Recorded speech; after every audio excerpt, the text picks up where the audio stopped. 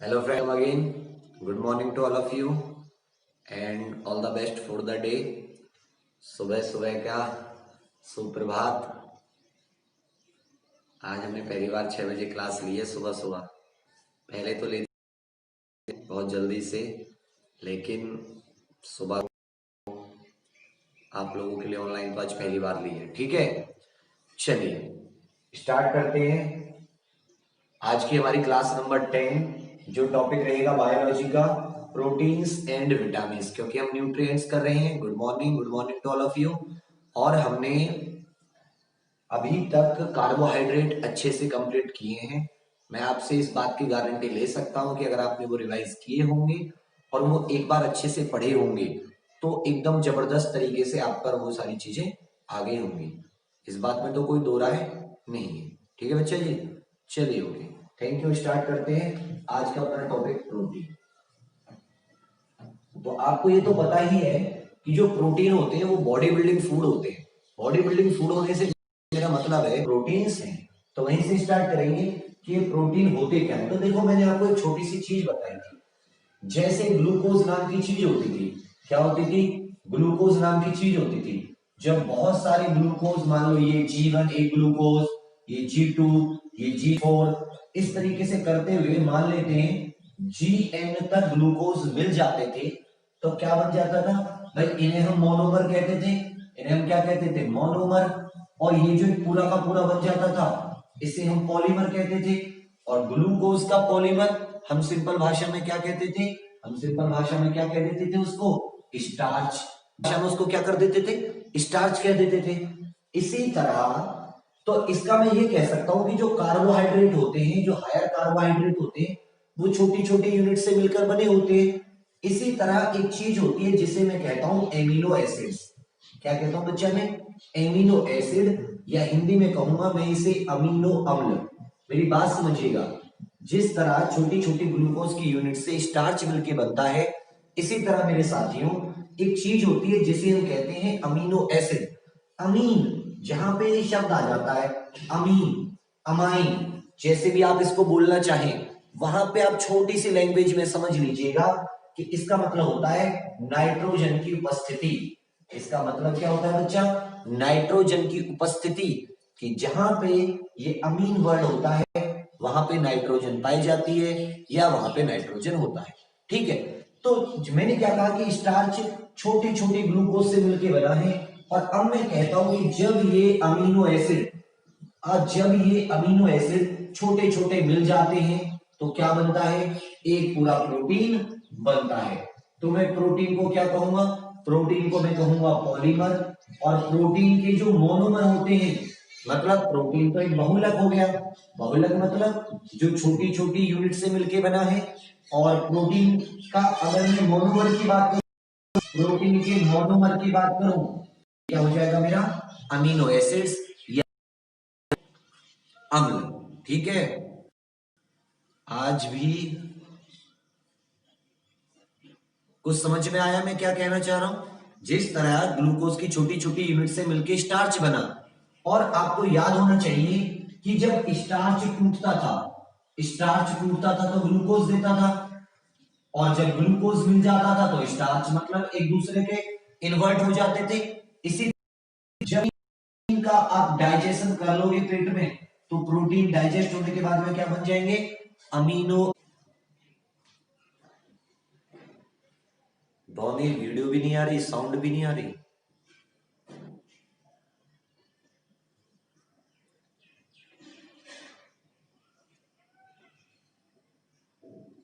अब आ रही है? अब चल पा रहा है?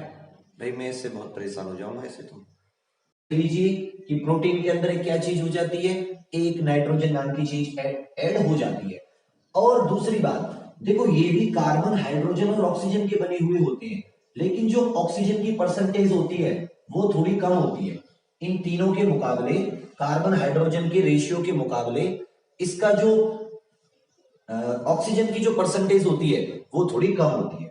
इनसे मिलके बनते अमीनो एसिड, और जब अमीनो एसिड मिल जाते हैं तो क्या बनता है? प्रोटीन। और हम अमीनो एसिड्स हमारी बॉडी के लिए जरूरी जो होता है वो ये चीज होती है, लेकिन ये स्वतंत्र नहीं पाई जाती। ये किसके रूप में पाई जाती है? प्रोटीन के रूप में। हम जो भोजन करते हैं उसमें हम प्रोटीन्स लेते हैं, और जब वो हमारे पेट में चला जाता है और पेट में चले जाने के बाद में वो डाइजेस्ट होता है, तब वो किसमें टूट जाता है? अमीनो एसिड्स में। जिस तरह स्टार्च डाइजेस्ट होने के बाद में किसमें बदल जाता है? ग्लूकोज में। तो अब आपको मोनोमर, ठीक है, मोनोमर और पॉलीमर की चीजें समझ में आ गई होंगी। यहां से 2-3 चीजें क्वेश्चन आ रहा है, ठीक है। तो इसमें 2-3 क्वेश्चन क्या होंगे? प्रोटीन के मोनोमर क्या होते हैं? Amino acids. अमीनो एसिड्स के पॉलीमर क्या होते हैं? प्रोटीन्स। प्रोटीन्स के अंदर एक एक्स्ट्रा चीज क्या पाई जाती है? नाइट्रोजन, ठीक है। तो इस तरीके से चीजें आप इसको लेकर चलिए, आगे चलते हैं और इसके बारे में, प्रोटीन के बारे में अच्छे से डिस्कस करते हैं। देखिए, हमारी बॉडी के लिए लगभग 20 अमीनो एसिड्स बहुत इसेंशियल होते हैं, क्योंकि जो प्रोटीन होते हैं ना सिर्फ जो हमारे अंदर का मेटाबॉलिज्म होता है, बहुत सारे अंदर की क्रियाएं होती हैं उसमें काम आते हैं, बल्कि एंजाइम के रूप में। आप पढ़ोगे और आपने पढ़ा भी होगा डाइजेस्टिव सिस्टम वगैरह में। जब आप डाइजेशन पढ़ोगे तो उसमें न जाने कितनी तरीके के एंजाइम होते हैं जो आपके खाने को डाइजेस्ट करने में हेल्प करते हैं। उसकी तरह भी प्रोटीन काम आते हैं। बहुत सारे हार्मोन्स होते हैं, इंसुलिन हुआ, और भी न जाने कितने सारे हार्मोन निकलते हैं। ज्यादा टाइम नहीं हुआ बेटा, 5-7 मिनट की क्लास को। हार्मोन्स की तरह भी प्रोटीन काम करते हैं।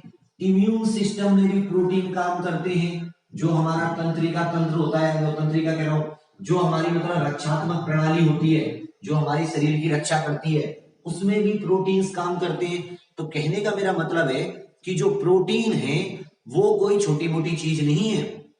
प्रोटीन्स हमारे शरीर के लिए बहुत ज्यादा इंपॉर्टेंट है, क्योंकि आपको पता है एंजाइम और हार्मोन्स अगर हमारी बॉडी में नहीं होंगे, इम्यूनिटी हमारी बॉडी में नहीं होगी, तो कार्य क्या होगा?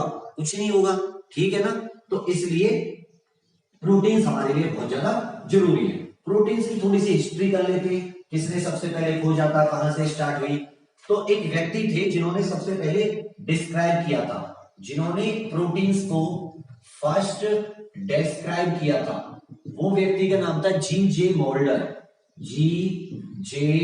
मॉल्डर, इन्होंने सबसे पहले डिस्क्राइब किया था। लेकिन इसकी नेमिंग जो की थी, प्रोटीन वर्ड की नेमिंग या प्रोटीन वर्ड का जो नामकरण किया था, वो थे जे बर्जीलियस।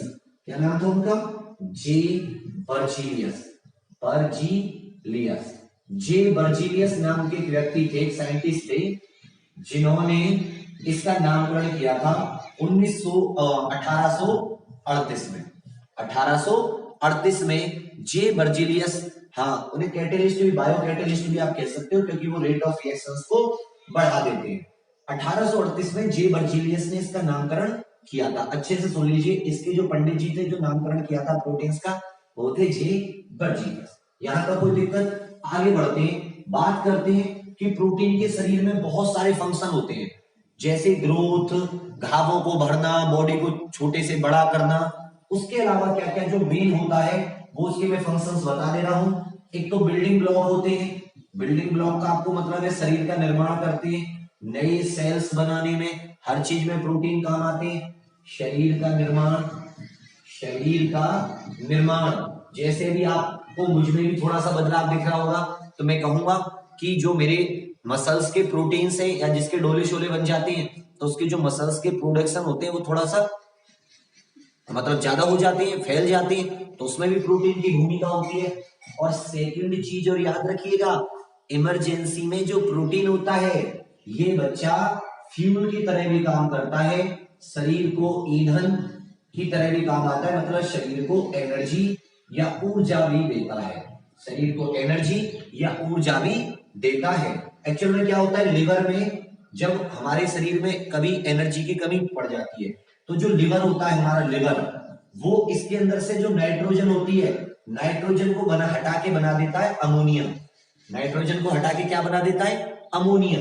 और बाकी से जो बाकी बचता है उससे क्या बना देता है? एनर्जी। तो कभी कभी हमें इमरजेंसी में जब एनर्जी की जरूरत पड़ती है बच्चा, तो हम जो हमारा लिवर है वो प्रोटीन को भी ईंधन की तरह इस्तेमाल कर लेता है।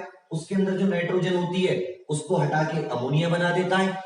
इसलिए प्रोटीन हमारी बॉडी से निकलते रहते हैं ज्यादा मात्रा में और हमें प्रोटीन रेगुलरली अपनी डाइट में लेने की जरूरत रहती है। ठीक है, यहां तक कोई दिक्कत नहीं है। चलिए ठीक है, शाबाश। आगे बढ़ते हैं, आगे चीजों को जानने की कोशिश करते हैं कि इसके बारे में और क्या क्या है। तो मैंने थोड़ी देर पहले अभी आपको बताया था कि बॉडी में, हमारी बॉडी को लगभग 20 इसेंशियल अमीनो एसिड्स चाहिए। 20 essential amino acids. Amino acids हमारी बॉडी को लगभग कितने अमीनो एसिड्स चाहिए? 20।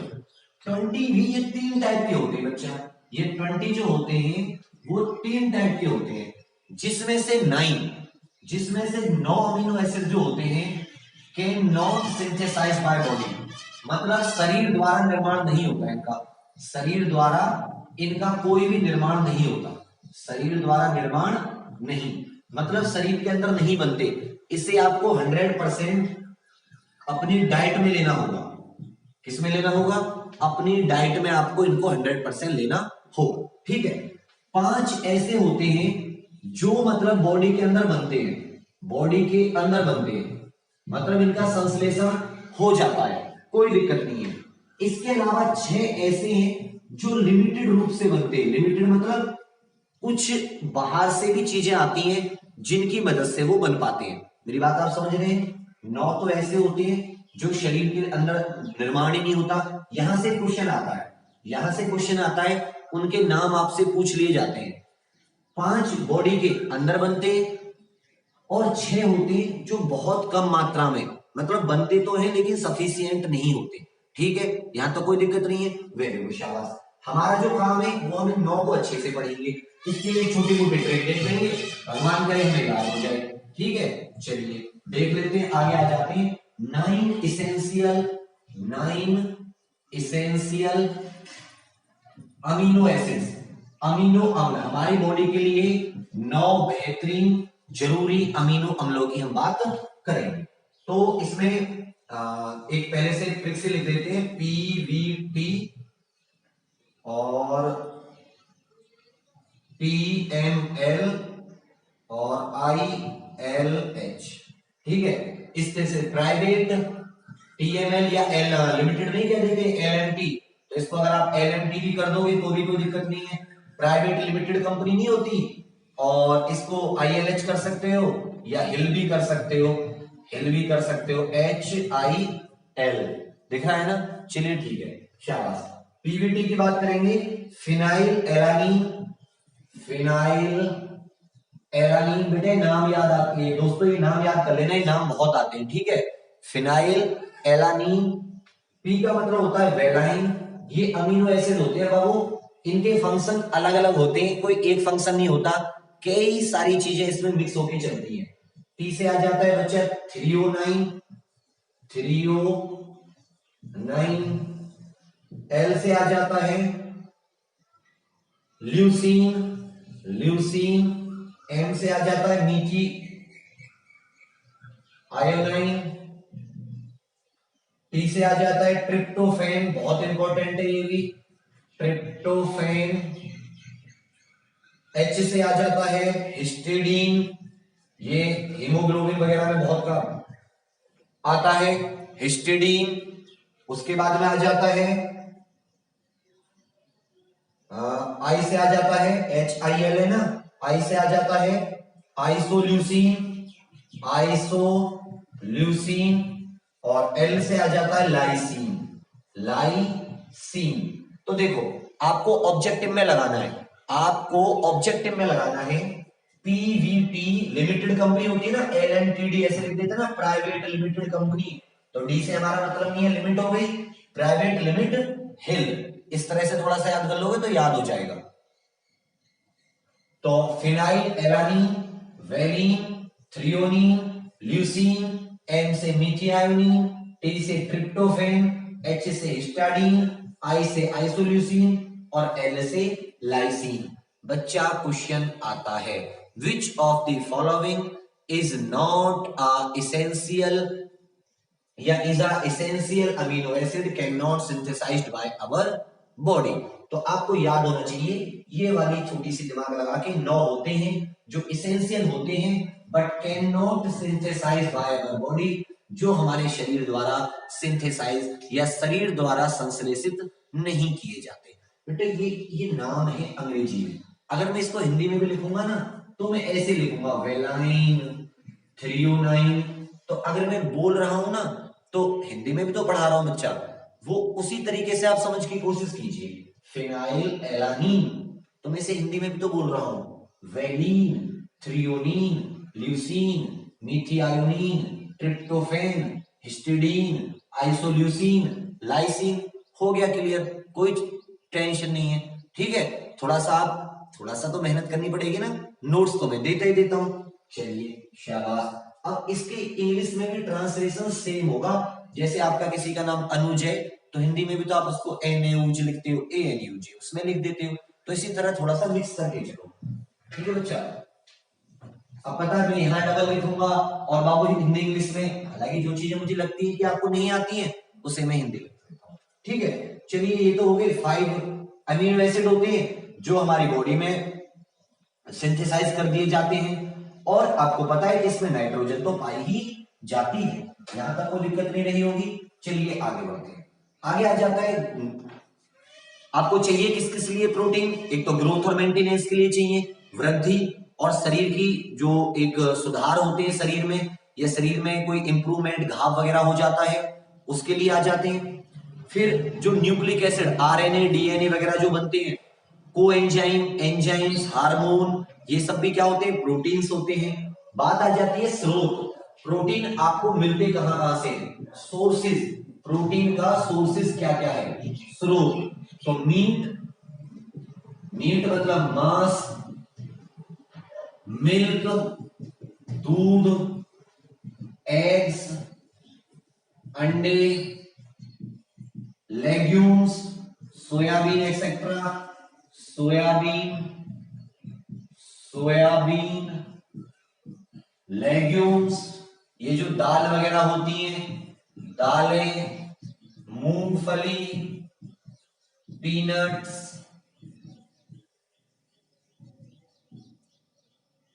फिश, मछली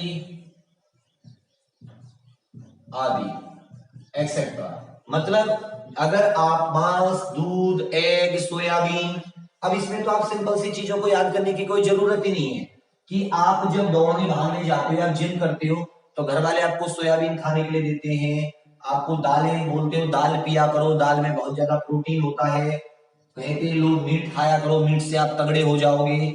आप मिल्क की बात करते हो, मिल्क पीते हो, मछली खाते हो, तो इन सब में प्रोटीन मिलता है, जिससे कि जब प्रोटीन आपके बॉडी में ज्यादा जाएगा तो जाहिर सी बात है नए सेल्स बनेंगे, नई मसल्स बनेंगी, आप जाहिर सी बात है मोटे होते चले जाओगे या तगड़े होते चले जाओगे। तो ये हो गई सोर्स जो हमारे डेली रेगुलर लाइफ में काम आती है। तो इसमें कोई ऐसी घबराने वाली बात नहीं है। एक इंपॉर्टेंट बात आती है, जैसे आपको स्टार्च की टेस्टिंग बताई थी, स्टार्च की टेस्टिंग किसके लिए बताई थी? हाँ, टाइप्स ऑफ प्रोटीन भी बताऊंगा आयोडीन की मदद से। इसी तरह प्रोटीन की टेस्टिंग के लिए भी कुछ मेथड होते हैं कि कहीं कभी पूछ लिया जाता है कि विच of the following method is used for protein testing. Protein के पता लगाने के लिए किससे? तो इसका एक मेथड होता है, इसको लिख लीजिए, ये दो मेथड होते हैं, एंड ड्यूमास मेथड, ड्यूमास पद्धति। ये दो मेथड होते हैं, तो ढेल मेथड के साइलेंट हो जाएगा इसमें, और एक होता है ड्यूमास मेथड। इन दोनों मेथड से हम लोग क्या करते हैं? पता लगा लेते हैं कि प्रोटीन है या प्रोटीन नहीं है। ठीक है, तीसरी चीज जो इसमें आ जाती है, अभी मैंने बताया था, अगर हमारी बॉडी में हम एक्सेस प्रोटीन चले जाते हैं, ज्यादा मात्रा में हम प्रोटीन खा लेते हैं, तो उससे क्या होता है कि जो हमारा लिवर होता है वो एक्सेस प्रोटीन को दो चीजों में बदल देता है। अभी मैंने बताया था, नाइट्रोजन को हटा के क्या बना देता है? अमोनिया, NH3, और इधर आके क्या बना देता है? लिवर। जो बाकी कुछ बचता है भाई CHON, इसको हटा के तो बना दिया अमोनिया। आपको पता है इनसे कम क्या मिलती है? इनसे हमें एनर्जी मिलती है, कोई टेंशन नहीं है। तो इसको क्या हो जाएगा? एनर्जी। ठीक है, ये क्या हो जाएगा?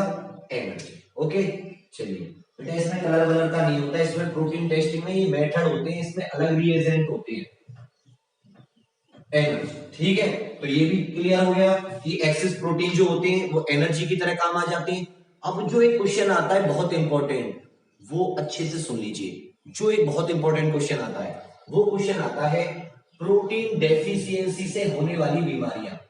प्रोटीन डेफिशिएंसी से होने वाली बीमारियां, प्रोटीन की कमी से हमारे शरीर के अंदर कौन कौन सी बीमारियां होती हैं। ठीक है बच्चा, तो नंबर 1 होती है, समझना इस चीज को बाबू, ये दो बीमारियां होती हैं, दोनों के लक्षण एक जैसे होते हैं। ठीक है, तो पहचानने में अंतर आएगा।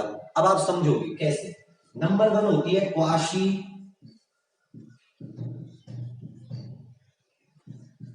Kwashiorkor, kwashiorkor.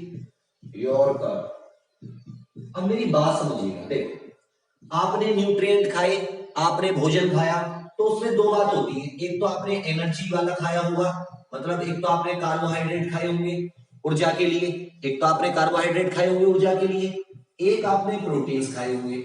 इस बात में तो आपको कोई डाउट नहीं है। तो देखो क्वाशीकरोर कब होती है,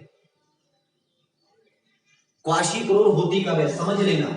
एनर्जी तो आप भरपूर खा रहे हो, लिख लो अच्छे से, एनर्जी तो आप सफिशिएंटली ले रहे हो, मतलब ऊर्जा तो आपको भरपूर मिल रही है, ऊर्जा वाला फूड तो आप खा रहे हो, कार्बोहाइड्रेट वगैरह में तो आप कोई कमी नहीं कर रहे हो, लेकिन लेकिन किसमें कमी कर रहे हो, प्रोटीन की कमी है, प्रोटीन की कमी। अच्छे से लिख लो इसको, प्रोटीन की तो लैक ऑफ प्रोटीन से, ठीक है, लेकिन एनर्जी कार्बोहाइड्रेट आप पूरी मात्रा में ले रहे हो, कोई दिक्कत नहीं है। तब कौन सी बीमारी होगी, क्वाशियोरकर। ये बेटा डिफरेंस बता रहा हूं आज, अच्छे से समझ लीजिए।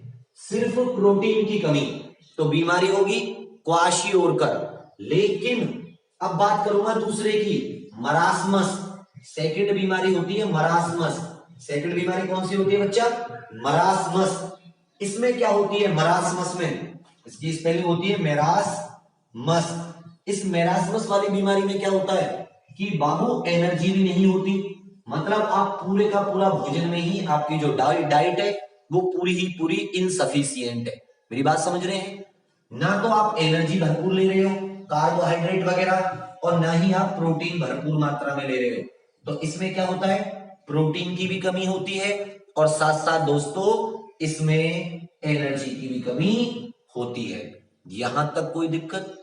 Marasmus, insufficient protein and also insufficient energy, but in kwashiorkor only protein is insufficient but energy is sufficient। यहां तक कोई दिक्कत, एग्जैक्टली हो गया। क्वाशियोरकर, यॉर्कर बॉल मारी, ऊर्जा तो है, प्रोटीन नहीं है, बॉल बैट्समैन से बॉल नहीं छुई गई, ठीक है। मरासमस, मरी मरी सी बॉलिंग करी, ना बॉलिंग में एनर्जी थी ना बॉलिंग में प्रोटीन थे। क्लियर है, याद हो जाएगा, कोई दिक्कत नहीं है। छोटी सी ये बेटा पूरी बॉडी को प्रभावित करती है। ये जो जब प्रोटीन नहीं होंगे तो काकड़ी से हो जाएंगे, ककड़ी देखिए ना ऐसे हो जाएंगे, तो ये पूरी बॉडी को प्रभावित करती है। इसमें क्या बताओगे आप कि मरी मरी, देखो इसमें कैसा शब्द आ रहा, मेरा मरा मरा। तो जब कोई बॉलर मरा मरा बॉलिंग डालेगा तो ना तो उसके अंदर एनर्जी होगी और ना ही उसके अंदर प्रोटीन होगा। और लेकिन जो यॉर्कर मार रहा है, यॉर्कर वाला तो तगड़ा बॉलर होगा, तो यॉर्कर मतलब एनर्जी तो उसके अंदर भरपूर है, प्रोटीन की कमी है, ऐसे दिमाग में लगा लीजिए। क्लियर है, दोनों क्लियर होगी, बहुत सही, ठीक है, शाबाश। यहां तक कोई दिक्कत नहीं है, चलिए शाबाश। चलिए आगे आ जाते हैं। अब बात करेंगे कि कंपोजिशन, जो प्रोटीन्स का कंपोजिशन होता है, प्रोटीन्स बनते कैसे। फॉर एग्जांपल मान लो ये अमीनो एसिड्स है, ये अमीनो एसिड्स ऐसे पैरेलल बन जाएं, अमीनो एसिड्स ऐसे पैरेलल बन जाएं। अगर अमीनो एसिड्स पैरेलल बन जाएंगे तो प्रोटीन का काम क्या होगा, स्ट्रक्चर बनाना। समझ रहे हैं मेरी बात, स्ट्रक्चर। और अगर प्रोटीन गोल गोल रहे, इस तरीके से गोल गोल रहे, तो इनका काम हो सकता है कि चीजों को ले जाना, ट्रांसपोर्ट में काम आ सकते हैं, चीजों को एक जगह से दूसरी जगह ले जा सकते हैं। तो कंपोजिशन के आधार पर जो प्रोटीन होते हैं उनकी बात हम करेंगे, शाबाश। कंपोजिशन के आधार पर जो प्रोटीन होते हैं उनकी बात अब हम थोड़ा सा करेंगे। बेटा कभी कभी थोड़ी बहुत दिक्कत हो रही होगी, उसको आप चेक करो, देख लीजिए। तो सबसे पहले फाइब्रस प्रोटीन, जहां भी फाइबर का नाम आ जाए तो वहां तो आप समझ लो कि धागे, धागे मतलब वहां से क्या करती हैं कि मतलब उसको बांधने का काम करते हैं, ठीक है, शाबाश। Fibrous protein, fibre protein, fibre protein. देखो इसमें कोई याद करने की जरूरत नहीं है कि आप एक्स्ट्रा कुछ याद करोगे, ठीक है ना। इसमें तो आप समझ लो फाइबर, फाइबर माने क्या होते हैं, धागे। धागों का काम क्या होता है, चीजों को बांधना, स्ट्रक्चर बनाना। चीजों को बांधना और स्ट्रक्चर बनाना ही तो होता है, ठीक है। तो स्ट्रक्चर बनाने के काम आते हैं, संरचना बनाने के काम आते हैं, ठीक है। एग्जाम्पल के तौर पे देख लो, किरेटिन जो आपके बालों का स्ट्रक्चर बनाता है, बालों को मजबूती देता है ना। उसके बाद में और देख लीजिए कोलाजन, कोलाजन ये भी चीजों को बांधने के काम आता है। एक मायोसिन होता है, मायोसिन मसल्स को फुलाने बुलाने के। तो ये सब क्या होते हैं, ये इसको भारत कुमार को वो कर दीजिए, ऐसों को कर दिया करो, मैं गधे कहां से आ जाते हैं सुबह सुबह, तमीज नहीं है जरा भी, ठीक है। और आप है ना वहीं पढ़ना, जैसे आप ऐसे ही चीजों से, ठीक है। फालतू की तरह बकवास मत कीजिए, सब बच्चों को पढ़ने दीजिए। केरेटिन, कोलाजन, मायोसिन ये सब क्या होते हैं, फाइब्रस। क्योंकि अगर आप इनका काम देखोगे तो इनका बांधने का काम होता है, ठीक है। चलिए आगे बढ़ते हैं, फाइब्रस हो गए। उसके बाद में देखते हैं globular protein, globular, globular protein. तो बाबू अब इसमें भी कोई याद करने की जरूरत है क्या आपको, ग्लोबुलर में, ग्लोबुलर क्या होते हैं, ग्लोबुलर क्या होते हैं भाई, ग्लोब कैसा होता है, गोल होता है।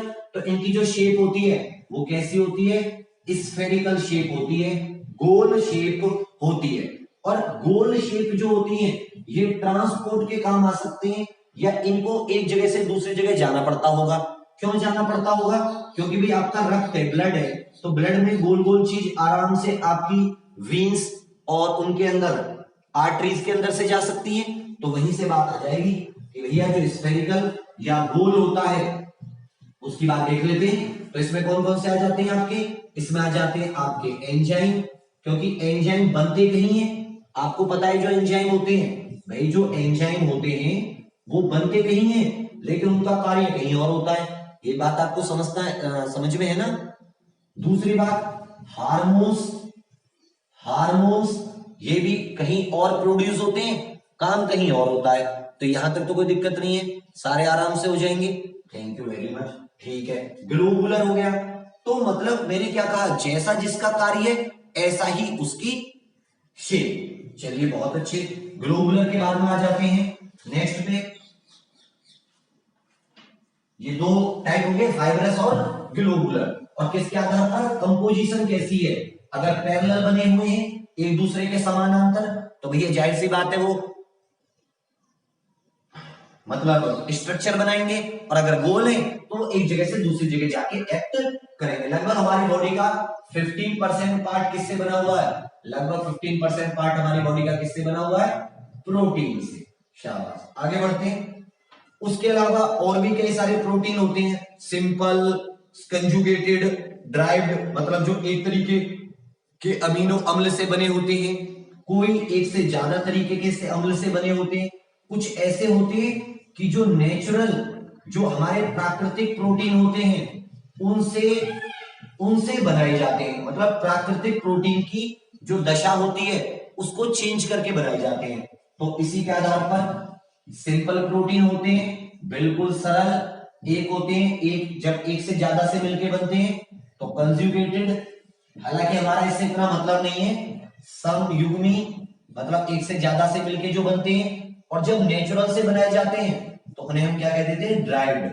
ड्राइव्ड मतलब व्युत्पन्न, जो दूसरों से उत्पन्न हुए हैं, व्युत्पन्न प्रोटीन, ठीक है। जैसे कि इंसुलिन कंजुगेटेड में आ जाता है, हीमोग्लोबिन इसमें आ जाती है, जो ब्लड का प्लाज्मा होता है, जब ब्लड के प्लाज्मा में जो चीजें होती है ना, जैसे कभी आपने सुना होगा कि कुछ चीजें होती हैं जो ब्लड के साथ चलती हैं, हमारे अंदर जो न्यूट्रिएंट होते हैं तो उनको बाइंड करने के लिए कुछ प्रोटीन्स चाहिए, तो ऐसे ही प्रोटीन्स होते हैं एल्बुमिन वगैरह। इनमें क्या होता है, जो चीजें होती हैं इनसे बंध जाती हैं, ठीक है। कंजुगेटेड में आ जाता है आपका हीमोग्लोबिन, आपको पता होगा इसमें आयरन भी होता है, हिस्टामिन भी होते हैं, बहुत सारे प्रोटीन अलग अलग होते हैं, हिस्टाडीन, तो हीमोग्लोबिन आ जाता है यहां से। ये कैसा हो जाता है हीमोग्लोबिन, कंजुगेटेड का एग्जांपल। और जो नेचुरल प्रोटीन से बनता है, मतलब पहले वाले प्रोटीन से कुछ दूसरा, तो वो क्या हो जाता है हमारा इंसुलिन। तो ये प्राकृतिक मतलब ड्राइव्ड प्रोटीन का एग्जांपल है।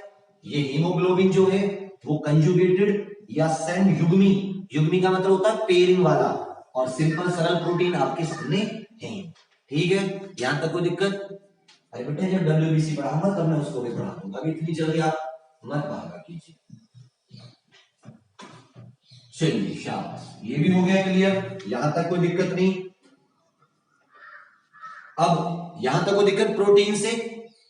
प्रोटीन बेटा अलग अलग काम के कंपोजिशन के हिसाब से देखोगे तो अलग टाइप के प्रोटीन होंगे, अगर आप ये देखोगे कि वो कितने यूनिट से मिलके बने हैं तो अलग टाइप के प्रोटीन हो गए होंगे, ठीक है। चलिए मार्कर कर लेता हूं एक बार सही, तो यहां तक तो कोई दिक्कत नहीं रही होगी। प्रोटीन से आपको 4-5 चीजें समझ में आ जानी चाहिए कि भैया प्रोटीन कितने टाइप के होते हैं, किसने इसका नामकरण किया था।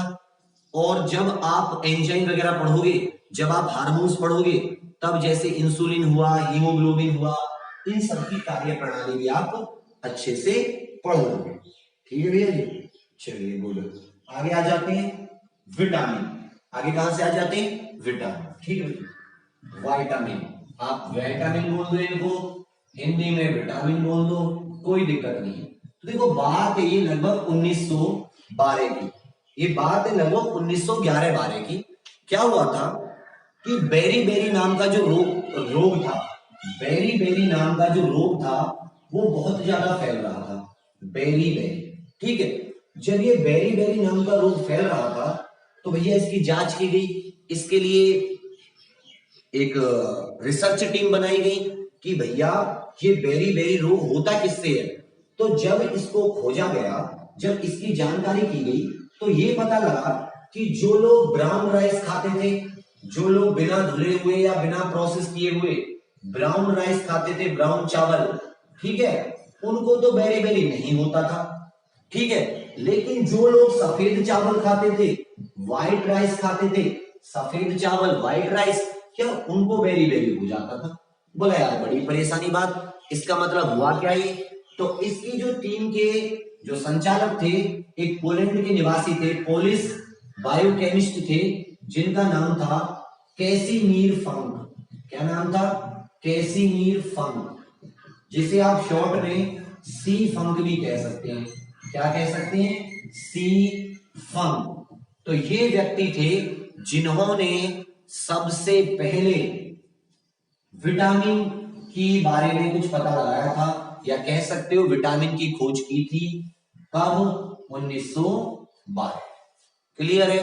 कैसिमीर फंक, सी फंक। दूसरी बात, अगर आपके अंदर विटामिन की कमी हो जाए तो आप फंकी लेते हो ना, जब दवाई खाते हैं तो उसे क्या कहते हैं? फंक, फंकी ले लो, तो सी फंक, कोई दिक्कत नहीं है। शाबाश, यहां तक कोई दिक्कत? कौन सा खोजा था? बेरी बेरी के लिए पता चली कि वो कौन सा था? विटामिन B1 था। क्या था? विटामिन B1, जिसे आप हिंदी में थायमीन भी कह देते हो। क्या कह देते हो? थायमीन। क्लियर है बच्चा जी? 1912 याद कर लो, कई जगह मैंने चीजें को देख के किया है, कहीं 1911 भी लिखा हुआ है, साल नहीं आएगी आपके लिए, आपके लिए नाम आ सकता है, ठीक है भैया।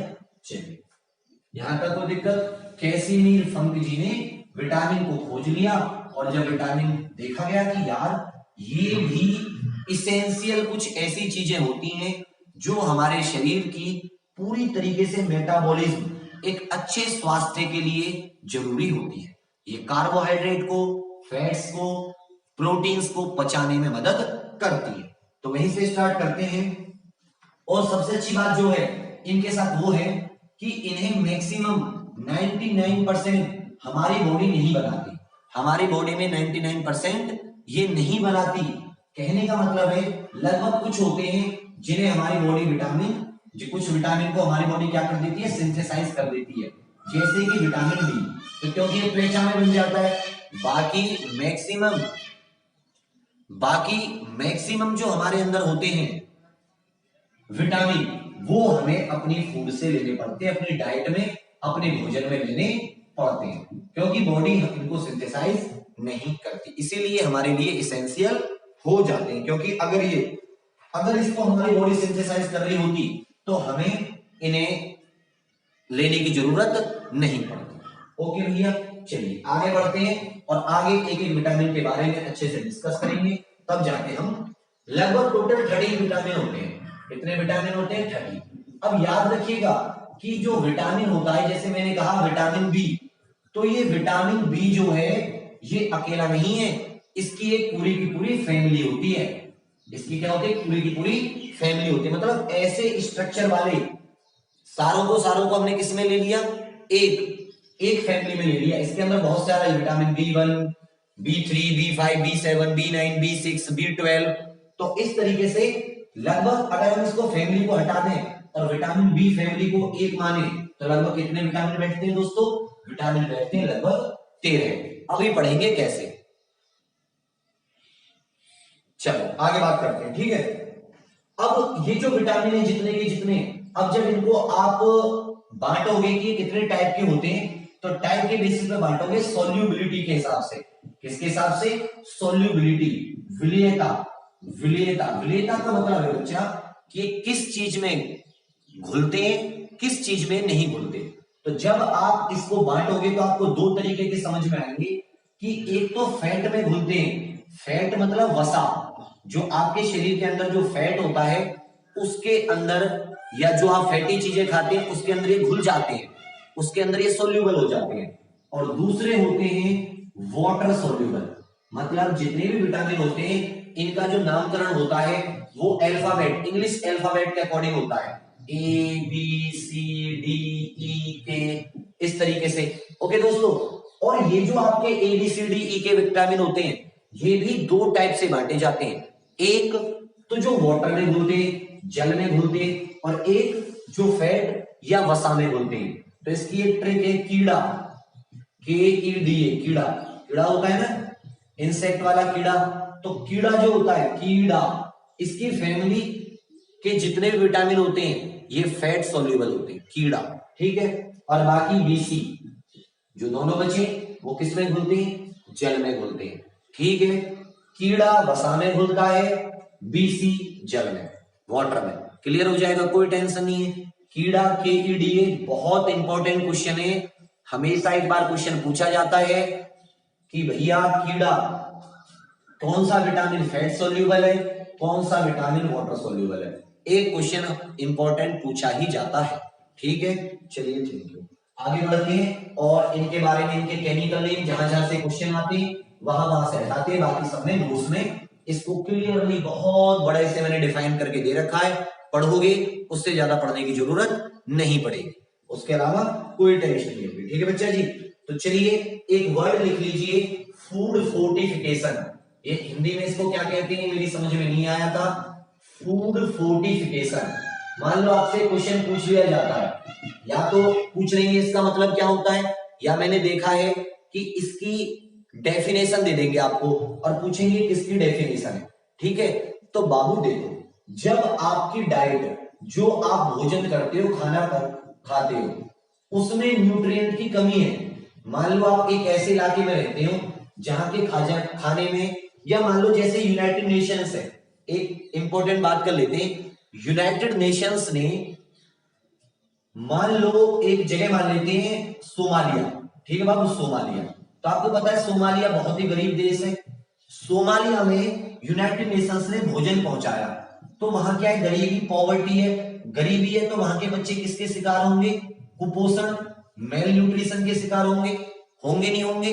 अगर वो मेल न्यूट्रिशन के शिकार होंगे तो यूनाइटेड नेशंस क्या होगा कि उस भोजन में एक्स्ट्रा विटामिन वगैरह को ऐड करा देगा, न्यूट्रिशंस को क्या कर देगा, उसमें ऐड कर देगा या उसमें मिला देगा, जोड़ देगा।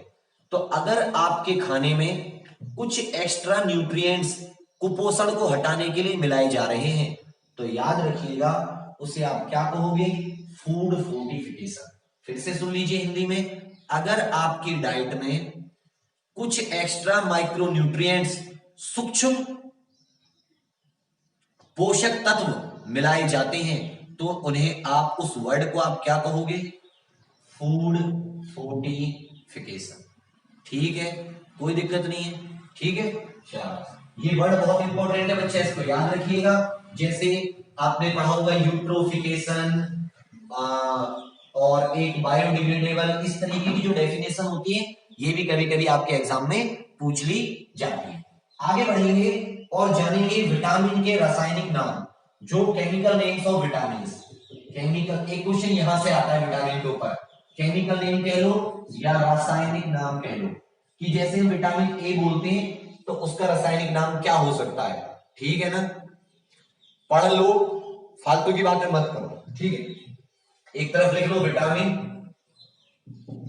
एक तरफ लिख लो उसकी ट्रिक से कर लेंगे इसको, और एक तरफ लिख लो केमिकल नेम, पूरा का पूरा रासायनिक नाम या केमिकल नेम।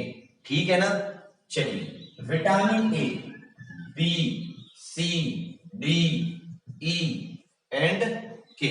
ओके, इसकी ट्रिक हो जाएगी रथ एक टॉफी। ठीक है, रथ, R for retinol, retinol, retinal भी कभी कभी इसको बोल दिया जाता है, या कैरोटिनॉइड्स भी कहा जाता है। टी, टी से हो जाता है थायमीन, जो विटामिन बी का रासायनिक नाम होता है, इसको भी विटामिन बी1 कहेंगे हम, पहले वाले विटामिन का। अभी विटामिन की फैमिली इसकी भी पढ़ेंगे, ये क्या हो जाएगा? थायमीन, ये हो जाएगा रेटिनॉल, रेटिनॉल। ठीक है, उसके बाद में बात करेंगे रथ एक टॉफी, ए फोर एस्कॉर्बिक एसिड, खट्टे फलों में मिलता है, एस कार्बिक अम्ल। ठीक है बच्चा, एस्कॉर्बिक एसिड।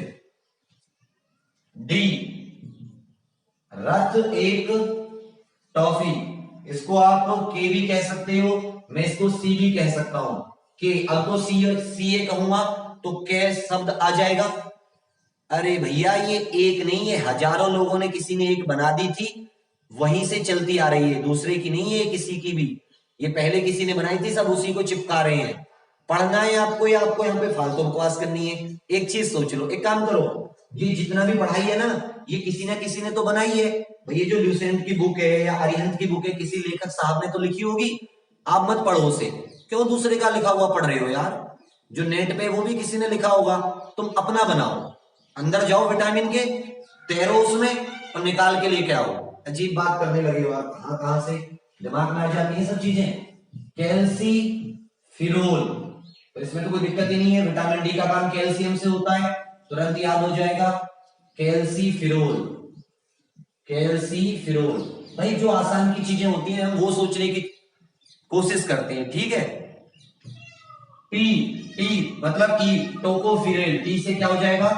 Tocopherol, tocopherol. अब तो बच्चा अपनी भी ट्रिक बनाते हैं, आपने देखी होंगी परीक्षा पे, मैंने कितनी सारी बायोलॉजी की डाली है और भी सब की डाली है, जो बन जाती है उन्हें बना देते, जो नहीं बनती दूसरों से ले लेते, सिंपल सी बात। ठीक है, फी, पी एच वाई, इसको फी ऐसे याद कर लेना, तो हो जाएगा फाइलो या फिलोक्विनोन। इसमें हालांकि विटामिन K1, K2, K3 तीन होते हैं, उसको बाद में पढ़ लेंगे। Phylloquinone, quinone. क्लियर है? बहुत ही आसान है, कुछ नहीं है, एक क्वेश्चन पक्का आएगा आपसे। रेटिनॉल, देखो ए बी सी डी ई के, जब आप भूल भी जाओ ना तो आप ऐसे लिख लेना क्रम में, पीछे कहीं पेपर के, या जो आपकी रसीट होगी। अब उस पे रथ एक टॉफी, रथ एक टॉफी, इस तरीके से टॉफी रथ पर, रथ या टॉफी एक रथ पर, ऐसे याद कर लेना, कोई दिक्कत नहीं है। वहां से क्या हो जाएगा? आर से रेटिनॉल, टी थायमीन, ए से एस्कॉर्बिक एसिड, के से कैल्सीफिरोल, टी से टोकोफिरोल, एफ से फिलोक्विनोन। क्लियर है? यहां तक कोई दिक्कत नहीं रही होगी।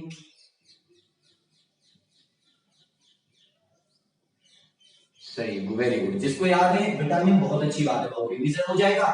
अब ये तो हमने ए बी सी डी ई के क्या देख लिया। अब हम बी वाली फैमिली की और याद कर लेते हैं। अब हम बी वाली फैमिली के विटामिन को और याद कर लेते हैं। बी वाली जो फैमिली के विटामिन होते हैं इन्हें और हम याद कर लेते हैं, ये भी इंपॉर्टेंट होते हैं। ठीक है बच्चा जी, चलिए तो विटामिन आ जाते हैं आपके पास B1, B2, B3, B5, B6, B7, B9, B12 को ऊपर लिख दूंगा, दो इधर लिख दे रहा हूं, फिर इनको ऊपर के मिटा के इनको लिख दूंगा। ठीक है, एक B17 भी होता है। तो B1, B2 ट्रिक जो होती है वो है थोड़ा न्यू पेंट पर, मतलब थोड़ा सा दिमाग लग जाए, पेंट पर बफोसा, बफोसा मतलब कुछ भी एक तुक्का लग जाए। ठीक है, थोड़ा न्यू पेंट पर बफोसा, कोई टेंशन नहीं है। या इसको थारा भी कर सकते हो, थारा न्यू पेंट पर बफोसा। जैसे मतलब हरियाणा वगैरह में कहते हैं थारा मारा, या हमारे इधर बागपत साइड कहते हैं थारा मारा, इस तरीके से कर सकते हो। वहां पे थारा न्यू पेंट मतलब तुम्हारी जो नई पेंट है उस पर बफोसा, मतलब उसमें मान लो कोई दाग या कुछ ऐसा सोच लो, इतना छोटे छोटे दिमाग लगाओगे हो जाएगा थारा। ठीक है, TH से लग सकता है थाइमीन, अभी पढ़ाया था थाइमीन, विटामिन B1 जिससे बेरी बेरी होता है जिसकी कमी से, B2 राइबोफ्लोविन रा, या इसको क्या कर सकते हो राइबोफ्लेविन, राइबोफ्लेविन, राइबोफ्लेविन, न्यू नी कर सकते हो, तारा नी पेंट पर बफोसा किसी भी तरह, नियासिन या निकोटिनिक एसिड भी कह सकते हो इसको, नियासिन या निकोटिनिक एसिड।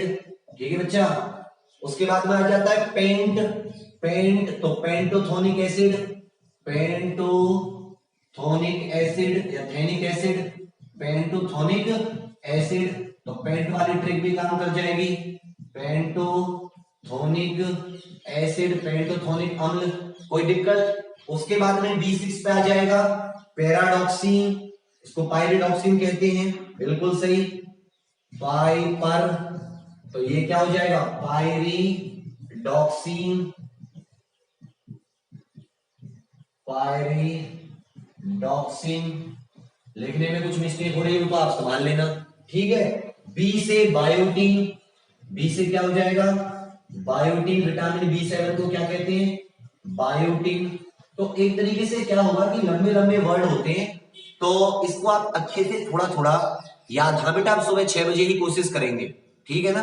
अब मेरी बात समझ लो अच्छे से, देखो बेटा दोबारा से लाओ, TH थाइमीन, एक बार लिख लोगे थारा न्यू पेंट पर बफोसा, 3-4 बार अगर इसको हाथ से लिख के देखोगे कभी नहीं आप इसको भूलोगे।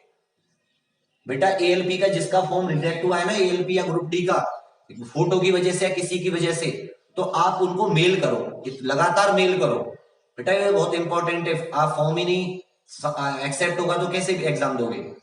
ठीक है, थारा means thiamine, riboflavin, niacin, pantothenic acid, pyridoxine, B4 biotin, FO, जब हम इसको ऊपर को मिटा देते हैं B9 और B12 को भी लिखते हैं, अगर हम B9 और B12 को भी लिखें B9 तो ये हो जाएगा फॉलिक एसिड, क्या हो जाएगा फॉलिक एसिड या फॉलिक अम्ल, फॉलिक एसिड या फॉलिक अम्ल। फो है ना FO, फो माने फॉलिक एसिड या फॉलिक अम्ल। दूसरी बात इधर क्या आ जाएगी बफोसा, सा, तो B12 का हो जाएगा साइनो, सा होता है ना सा, तो वहीं से हो जाएगा सा, सी से साइनो को बेलामीन, मींस साइनो को बेलामीन, कोबा से मतलब है कि इसमें कोबाल्ट पाया जाता है, इसमें क्या पाया जाता है कोबाल्ट, इसमें क्या पाया जाता है कोबाल्ट, साइनो को बेलामीन। ठीक है, यहां तक कोई दिक्कत? एक बार और मार्कर को फिल कर लेता हूं। शाबाश, बहुत अच्छे।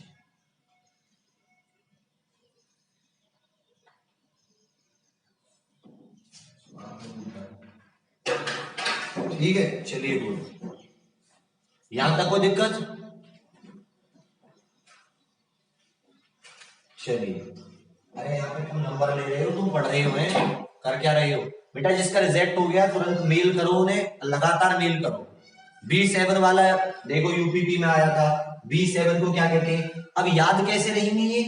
तो आप क्या करोगे कि जब इनकी ऐसी कई बार ट्रिक से लिखोगे तो आपको ऐसे याद होगा, थारान्यू पेंट पर बफोसा, यार थारा thiamine riboflavin niacin pantothenic acid pyridoxine biotin folic acid cyanocobalamin. हो गया, कोई दिक्कत नहीं, ठीक है ना? शाबाश, थाराम्यू पेंट पर बफोसा। अब ये तो हो गए आपने इनके केमिकल नेम याद कर लिए। अब इसमें से जो नेक्स्ट क्वेश्चन बनता है वो आप सब बताओ क्या बनता होगा विटामिन से? विटामिन के नाम के अलावा विटामिन से दो क्वेश्चन और बनेंगे। एक मोस्ट इंपोर्टेंट क्वेश्चन बताओ कि क्या बनेगा विटामिन से? एक क्वेश्चन क्या बनेगा बोलो?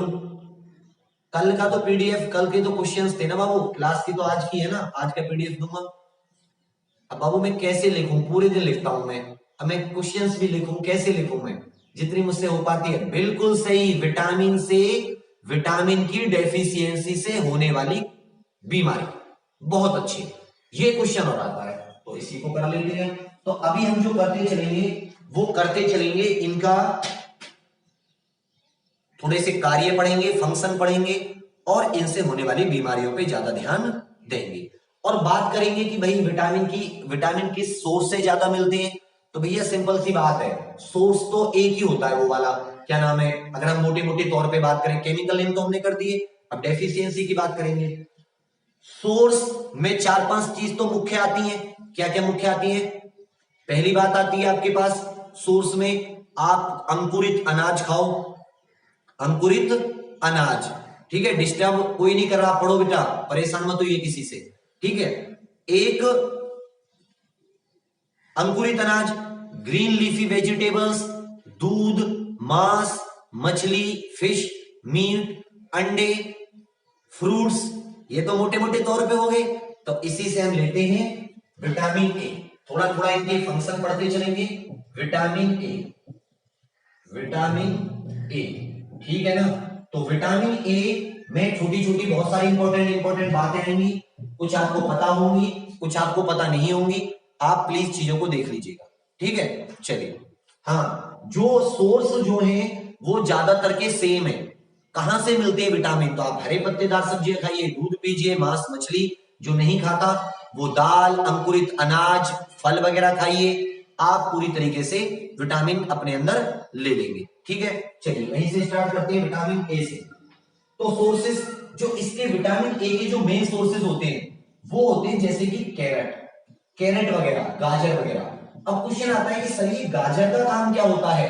तो बच्चे गाजर में पाया जाता है बीटा कैरोटीनॉइड, कैरोटीनॉइड, इसके बारे में पढ़ा होगा ना, कैरोटीनॉइड, जेंथोफिल, जो कलर देते हैं। इसका जो ऑरेंज कलर होता है लगभग आपकी गाजर का, तो जो गाजर होती है इसमें बीटा कैरोटीनॉइड बनाया जाता है। और ये बीराटी कैटी बीरा, ये इसको मोहम्मद नौसाद को वो मारिए। बीटा कैरोटीनॉइड जो होता है ये बाद में रेटिनॉल में बदल जाता है। किसमें बदल जाता है? रेटिनॉल में। और ये रेटिनॉल ही आपका क्या होता है? Vitamin A. तो इसलिए हमसे कहा जाता है कि भैया आप गाजर वगैरह खाइए जिससे विटामिन ए आपके शरीर में ज्यादा जाए, ठीक है?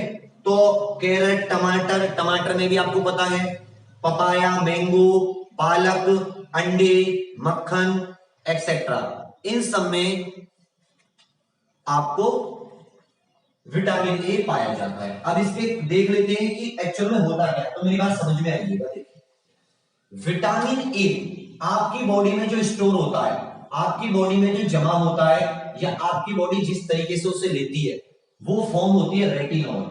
क्या होती है बच्चा? रेटिनॉल। रेटिनॉल की फॉर्म में विटामिन ए आपके शरीर में जमा हो जाता है। रेटिनॉल बदलता है रेटिनल में। रेटिनॉल किस में बदल जाता है? रेटिनल नाम की चीज में बदल जाता है। और समझ लो, जो रेटिनॉल होता है ये किस में बदल जाता है? रेटिनल में। और हमारे अंदर आंख में एक प्रोटीन पाया जाता है जिसका नाम होता है ऑप्सिन। आंख में एक प्रोटीन मार बेटा, अभी एक सेकंड मारकर, जो आंख में प्रोटीन होता है जिसका नाम होता है ऑप्सिन। और रेटिनल और ऑप्सिन ये दोनों मिलकर बनाते हैं रोडोप्सिन। रोडोप्सिन। अब एक बात बताइए, जब मैंने आंख पढ़ाई थी आपको फिजिक्स में तो मैंने ये रोडोप्सिन पढ़ाया था। अब मुझे ये बताइए कि रोडोप्सिन क्या काम करता है, फटाफट से बताइए, फटाफट से बताइए ये रोडोप्सिन काम क्या करता है? बताइए फटाफट। समझ में आ रहा है ना? बिल्कुल अंदर तक लेके जा रहा हूं आपको कि विटामिन ए से जो कमी होती है वो असल में होती क्यों है। बिल्कुल सही, डिम लाइट विजन। रोडोप्सिन का नाम क्या है? क्योंकि तुम देख नहीं रहे हो, पढ़ नहीं रहे हो। हीमोग्लोबिन कहां से आ गया यहां पे? बिल्कुल सही, दो काम करता है आपके लिए रोडोप्सिन। एक तो कलर विजन देता है। क्या देता है? रंग वाला जो विजन होता है, जो कलर विजन होता है, क्या देता है? एक तो कलर विजन देता है, एक सेकेंड, ठीक है, और एक डिम लाइट, एक लो लाइट विजन देता है।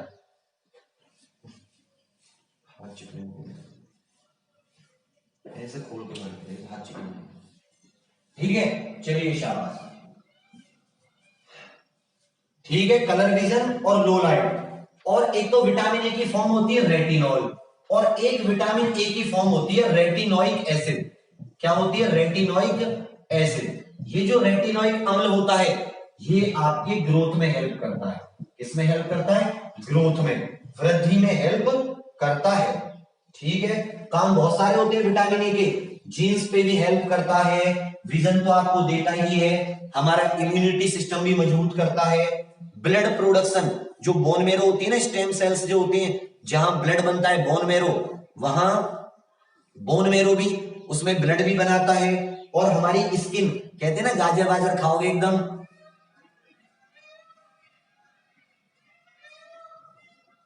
ठीक है, तो उसमें क्या होता है कि त्वचा वगैरह एकदम बढ़िया रहती है। ओके, चलिए अब बात करेंगे विटामिन ई की डेफिशिएंसी। ये वाला चक्कर समझ गए? रेटिनॉल बदलेगा रेटिनल में, ऑप्सिन नाम का एक प्रोटीन होता है रेटिना पे जो क्या बन जाता है? रोडोप्सिन। और ये रोडोप्सिन ही होता है जिसपे जब लाइट वगैरह पड़ती है तो ये बहुत तगड़ा चक्कर है इसका, आइसोमर वगैरह होती है ये, तो उसमें क्या होती है? एक रिएक्शन होती है, ठीक है, और उस रिएक्शन से वो हमारी इससे ऑप्टिक नर्व से होती हुई माइंड तक चली जाती है, और वहां पे हमारी इमेज बन जाती है। माइंड उस इमेज को, कोड को पढ़ लेता है, ठीक है। रेटिनोइक एसिड ग्रोथ बढ़ाता है, और रेटिनल ये जो दो होते हैं ये विजन के लिए होते हैं, ठीक है बेटा। बहुत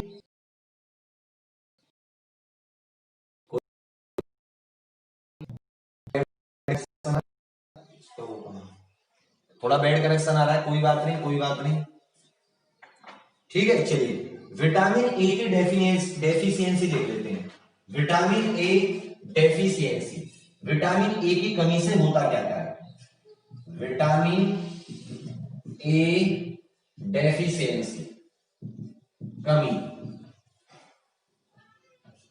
विटामिन ए की डेफिशिएंसी से क्या क्या होता है, कमी क्या क्या होती है? तो तीन चार बीमारियां हैं, तीनों में डिफरेंस देखना। डिफरेंस क्या क्या होता है? नंबर 1 निक्टेलोपिया, निक्टेलोपिया, निक्टेलोपिया, निक्टेलोपिया, कंफ्यूज हो जाते हैं कभी कभी इसमें। इसको बोलते हैं रतौंधी, हिंदी में क्या बोलते हैं इसको? रतौंधी, बिल्कुल सही, रतौंधी।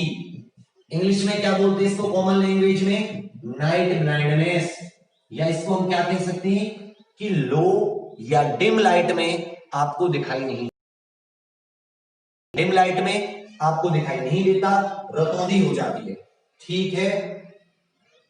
ये दो कारण से होती है, एक तो विटामिन ए की डेफिशिएंसी से, एक तो विटामिन ए की कमी से, विटामिन ए की डेफिशिएंसी से, ठीक है बच्चा।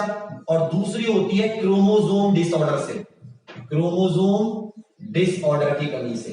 मतलब ये इनहेरिटेड भी होती है क्रोमोसोम डिसऑर्डर होने की वजह से। अगर हमारे गुणसूत्रों में कुछ खराबी आ जाती है तो उसके कारण भी ये होता है। ठीक है,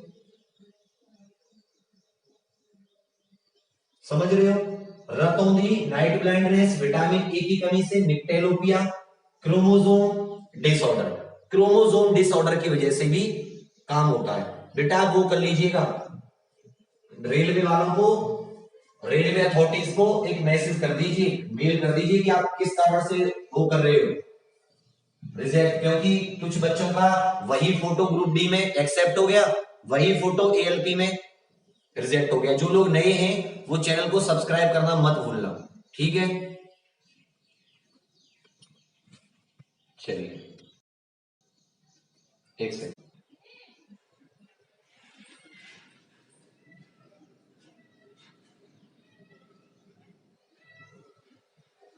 पीडीएफ भी दूंगा बेटा, उस पर स्टेटस डालना अपना, रजिस्ट्रेशन नंबर वगैरह उसकी वेबसाइट पे जाके। बहुत अच्छे, अब आया है। मतलब बफरिंग होती है, सब चले जाते हैं, चलो कोई बात नहीं। क्लास को डिजिटल बनाओ, क्लास कैसे करूँ, कोई सही है बेटा, भी क्लास को क्या डिजिटल बनाऊंगा, क्योंकि इससे होकर लाइट पास नहीं होती। और भाइयों बहनों,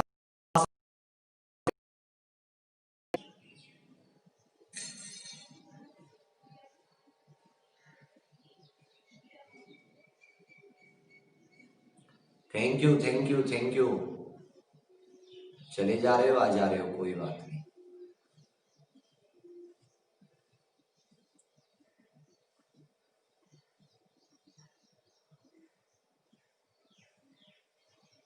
अगर आपने रिजर्वेशन मांगा है, रिजर्वेशन का हेल्प कुछ उसका यूज किया है, तो आपको सेंटर का तो लेना ही पड़ेगा। हाँ, नेट ऑफ करके ऑन कर लिया एक बार, अभी तक तो सब सही चल रहा था, अब तो लोग जग गए होंगे ना, ज्यादा इस्तेमाल करने लगे।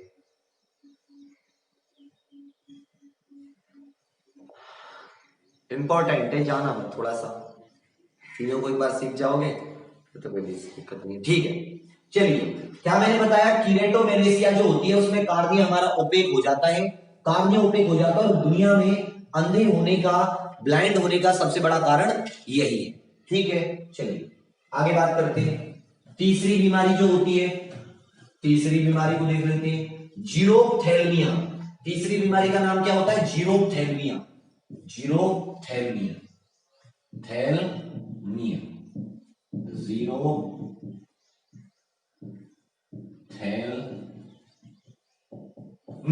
ठीक है, जीरोप्थेल्मिया। इसमें क्या होता है कि आंसू नहीं आते, आई do not produce year tears, अगर आंख डू नॉट प्रोड्यूस, कान नहीं, जो आंखें होती हैं उनसे आंसू नहीं आते, आंसू नहीं आते। जो हमारी कंजक्टिवाइटिस है, ये जो हमारी पुतली के नीचे का हिस्सा है, ये जो आपको दिख रहा है, ये गीली नहीं हो पाती, वेट नहीं हो पाती, वेट नहीं हो पाती, तो भैया हमारी आंख खराब हो जाती है, बेकार हो जाती है। ये बहुत इंपॉर्टेंट है, आंख में आंसू आना, कीचड़ वगैरह सब कुछ बाहर निकल आती है आंख की, ठीक है? तो I do not produce tear, तो ये बीमारी कौन सी हो जाती है? जीरोप्थेल्मिया। क्लियर है भैया? चलिए, यहां तक भी आपको पता चल गया होगा, कोई दिक्कत नहीं है। जीरोप्थेल्मिया आरपीएफ में आती है, बायोलॉजी, जीएस का क्या मतलब है, तुम जी के समझते हो? हैं? सिलेबस देखा बाबू कभी अच्छे से? कैसे बात कर रहे हैं, आती है, सब में आती है। चलिए, ये हो गया, विटामिन ए पूरी हो गई, विटामिन बी पे आ जाते हैं, क्योंकि विटामिन बी के इतने सारे हो जाते हैं। ठीक है, vitamin B one, vitamin B one, जल्दी से बताओ इसको कहते क्या है, इसका वैज्ञानिक नाम क्या होता है, साइंटिफिक नेम या केमिकल नेम? थायमीन। इसका केमिकल रासायनिक नाम क्या होता है? थायमीन। थोड़ा याद है ना वहां से? खाने में वही मोटे साबुत अनाज, लेग्यूम्स, अंकुरित दाल, मशरूम, इसका जो एक स्रोत हो जाता है उसमें मशरूम भी ऐड कर लीजिएगा, जो मशरूम्स होती है ना वो भी इसमें पाया जाता है। उसके अलावा चावल, चावल भी कौन से, ब्राउन राइस। अगर जो ब्राउन राइस होते हैं ना विदाउट प्रोसेस, बिना प्रोसेस किए हुए, जिनके ऊपर से कुछ नहीं हटाया जाता, क्योंकि देखो एक बात आप सोच के चलो, आपको पता है बी और सी ये दोनों जल में घुलते हैं, ये दोनों विटामिन किस में घुलते हैं, जल में या वाटर में घुलते हैं। अगर आप इसको पानी को निकाल दोगे, आपने देखा होगा गांव वगैरह में या क्या होता है, चावल बनाए और चावल का जो पानी होता है उसको बाहर निकाल देते हैं, तो ये विटामिन भी तो जल के साथ घुल के चला गया।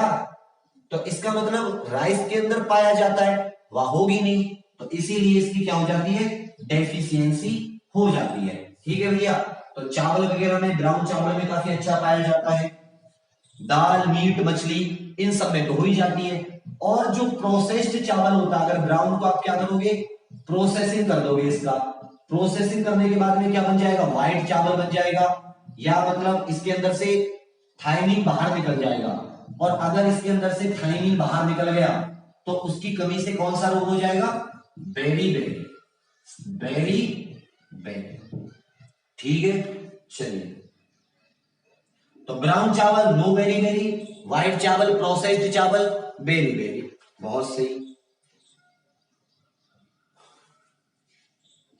एक चीज और यहां पे लिख लीजिए अच्छे से कि जो ये बेरी बेरी होता है, ये जो थाइमिन होता है, ये 90% जो स्टोर रहता है वो हमारी आरबीसी में स्टोर रहता है। और जो एल्कोहल लोग पीते हैं, जो ज्यादा शराब पीते हैं, इसको अच्छे से नोट कर लीजिए, एल्कोहल थाइमिन के काम में इंटरफेयर करती है। जो एल्कोहल होती है वो थाइमिन को अपना काम सही से नहीं करने देती, तो जो लोग ज्यादा शराब पीते हैं उनके अंदर भी थाइमिन की डेफिशिएंसी देखी गई है, या थाइमिन अपना काम सही से नहीं कर पाता। फिर से समझ लीजिए, अगर ब्राउन चावल को आप घुल दोगे पानी के साथ, थाइमिन विटामिन B1 घुल के चला जाएगा, क्योंकि आपको पता है विटामिन बी और सी पानी में घुलते हैं, तो आपको रोग हो जाएगा बेरी बेरी। आप या कोई और ज्यादा शराब पीता है तब भी थायमिन की जो वर्किंग होती है उसमें इंटरफेरेंस होता है, और उसमें इंटरफेरेंस होता है तो दिक्कत आती ही आती है। ठीक है, तो ये दोनों चीजें हो गई। ज्यादातर कहां स्टोर होकर रहता है, स्टोर ज्यादातर में होकर रहता है। आगे बात करेंगे क्या क्या होते हैं, इसके फंक्शन क्या क्या होते हैं। तो एमिनो एसिड, अमीनो एसिड आप लोग खा के मतलब डाइजेस्ट हो जाते हैं, प्रोटीन तो एमिनो एसिड बन जाते हैं, फैट लिपिड वगैरह जो होते हैं इनके मेटाबॉलिज्म में, मतलब इनका सही प्रकार से किस प्रकार से इस्तेमाल हो, इनका उपयोग कैसे हो शरीर में, इनका यूज कैसे हो, उसमें भी विटामिन B1 हेल्प करता है। अमीनो एसिड्स और लिपिड इसके उपाचय या क्या कह सकते हैं, उनके मेटाबॉलिज्म में। ठीक है,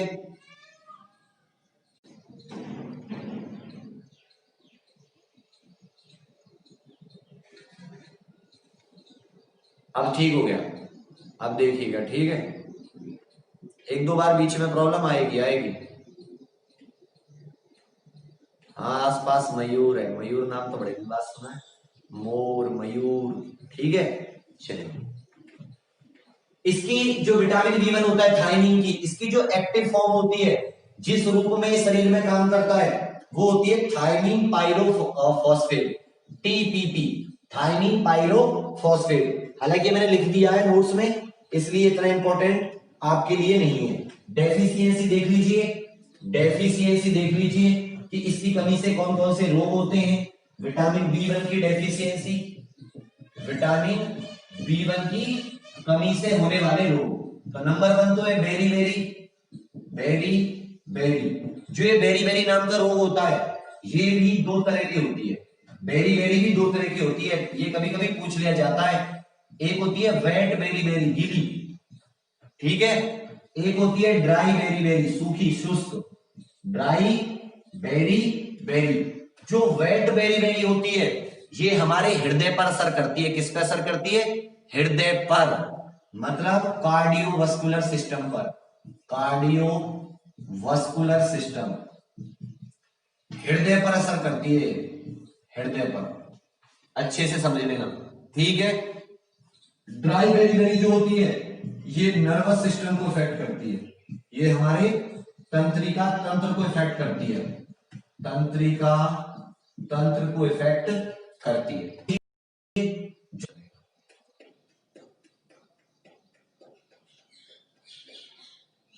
ठीक है, वेरी गुड। पहली रोग हो गया। दूसरी जो इसमें बीमारी होती है बेरी के अलावा, वो होती है वर्निक इंसेफेलोपैथी। वर्निक, ये पूछ लिया जाता है इसलिए लिखवा रहा हूं, Wernicke encephalopathy, WE। Nervous system, CNS, हमारे तंत्रिका तंत्र को इफेक्ट करती है। और एक होती है कोर्साकॉफ। 5 से 7 तक सही चलेगा। हाँ, रिपीट कर रहा हूं, कोई दिक्कत नहीं। देखो, हाँ ज्यादा ठीक है भैया, या तो कोई दिक्कत नहीं। मेमोरी लॉस वगैरह हो जाता है, ये भी नर्वस सिस्टम की बीमारी है। चलिए शाबाश।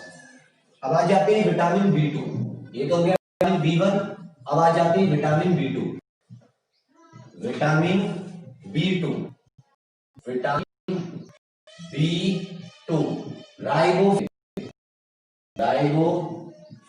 नाम है ना इसका थारा।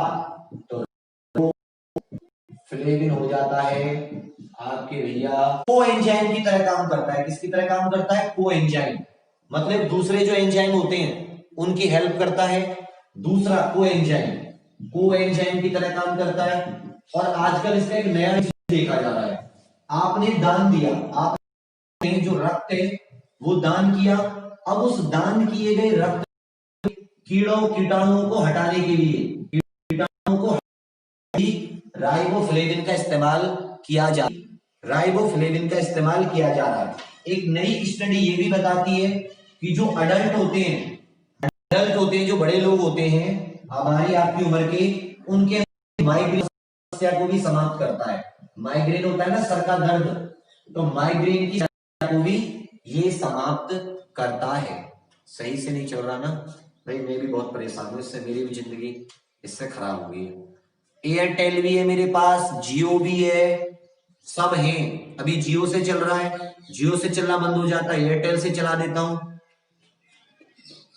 थैंक यू बच्चे, जिसको अच्छा लगता है।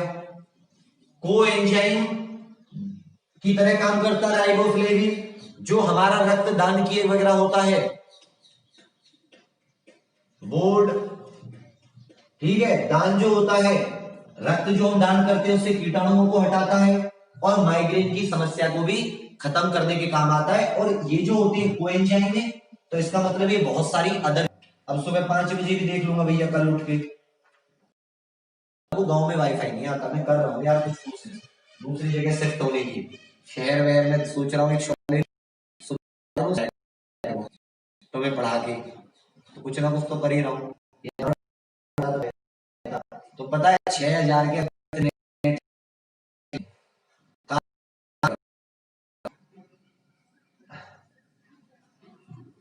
अभी तक सही चल रहा था। अच्छा, आफत आ गई इसमें।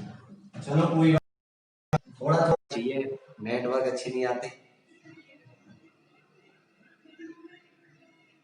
अब बताओ,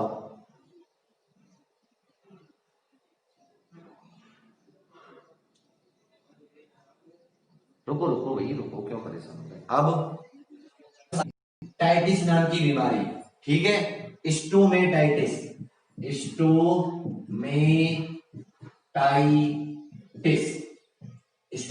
जो होती है, इसमें एक तरीके से देखो विटामिन B2 और विटामिन B3, इनसे होने वाली जो बीमारियां हैं वो थोड़ी सेम है। जीभ पे छाले से पड़ जाएंगे, जीभ फट जाएगी, जीभ पे लकीरें पड़ जाएंगी। लकीरें मतलब फटी जीभ होगी, एकदम खराब सा थ्रोट होगा, सोर थ्रोट होगा, ठीक है। फिशर्ड लिप्स होंगे ना, इनमें दरारें पड़ जाएंगी। फिशर लिप्स मतलब ये सारे के सारे जो लक्षण है ना, वो पेलेग्रा नाम की बीमारी के भी हैं, जो नियासिन की कमी से होती है, पेलेग्रा नाम की बीमारी से।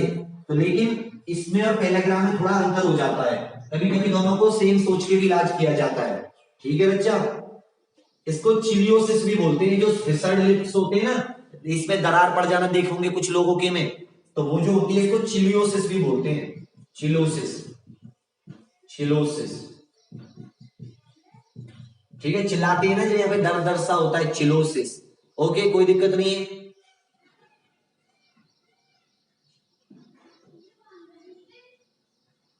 चलिए गुड। चिलोसिस हो गया, स्टोमेटाइटिस हो गया, एक बीमारी जो होती है विटामिन B2 की कमी से। हालांकि इसकी आती नहीं है ज्यादातर, विटामिन B2 की कमी से क्या होता है, इसका नाम आता है अभी तक। दूसरा क्या होता है इसमें, एक चीज और समझ लो, अगर आपके अंदर विटामिन B2 की कमी है, राइबोफ्लेविन की कमी है, अगर आपके अंदर विटामिन B2 की क्या है, कमी, और आपको हो जाता है मलेरिया, क्या हो जाता है, मलेरिया, तो मलेरिया में बेशक आपकी दवाइयों ने प्लाज्मोडियम को खत्म कर दिया हो, लेकिन मलेरिया देर से ठीक होता है। मलेरिया से जो रिकवरी होती है उसे रिकवरी होने में टाइम लगता है। और याद रखिएगा इसको पीला एंजाइम भी बोलते हैं। ठीक है, पीला एंजाइम भी इसको कहा जाता है। मलेरिया देर से ठीक होता है राइबोफ्लेविन की कमी से। बेशक आपके अंदर मलेरिया के कीटाणु खत्म हो गए हो, पीला एंजाइम भी कहते हैं, येलो एंजाइम। ठीक है, विटामिन B2। चलिए अब आ जाते हैं विटामिन B3, नियासिन, थोड़ा new, vitamin B3, vitamin B3 जिसको कहते हैं नियासिन, क्या कहते हैं, नियासिन। ओके, इसका केमिकल नेम क्या होता है, नियासिन, या निकोटीनिक एसिड भी बोलते हैं, निकोटीनिक एसिड भी इसको बोलते हैं। स्रोत तो इससे वही हो जाएंगे, मोटे अनाज, साबुत अनाज, दाल, ईस्ट, यकृत, लिवर, कलेजी जो होती है, आलू, मीट, मछली, मांस, अंडा, ये सब। डेफिशिएंसी देख लो कि इसकी कमी से रोग क्या क्या होते हैं, जो डेफिशिएंसी मेनली पूछी जाती है। तो पहली होती है पेलेग्रा, पेलेग्रा, ये जो पेलेग्रा नाम की बीमारी होती है ये इसकी कमी से होती है। किसकी कमी से, विटामिन B3 की कमी से। वही जीभ फटी फटी, फिशर्ड लिप्स, सारे के सारे। ठीक है, कटी जली त्वचा, मुंह में छाले, ये सब अजीब अजीब सी त्वचा हो जाती है, निशान से पड़ जाते हैं, उबली उबली सी त्वचा। ठीक है ना। दूसरा जो है हार्ट नप डिसीज, एक इसकी जो बीमारी होती है वो होती है हार्ट नप डिसीज। अगर किसी के अंदर ये एक हार्ट नप नाम की फैमिली थी, जैसे हमारा होता है ना चौधरी, कुमार, जो अपने नाम के पीछे लगाते हैं, तो विटामिन, ये एक इंग्लैंड में फैमिली थी, उनका सरनेम था हार्ट नप, तो वहीं से इसका नाम क्या रख दिया गया बीमारी का, हार्ट नप डिसीज। ये विटामिन B3 की कमी से होती है, आनुवांशिक बीमारी है, इनहेरिटेंस की बीमारी है, आनुवांशिक बीमारी है। ठीक है, ये कैसी बीमारी है, आनुवांशिक, जो माता पिता से बच्चों को गिफ्ट मिलती है, आनुवांशिक बीमारी। ठीक है, ये भी पेलेग्रा जैसी होती है, होती पेलेग्रा जैसी है लेकिन आनुवांशिक होती है। क्लियर है, पेलेग्रा, शाबाश।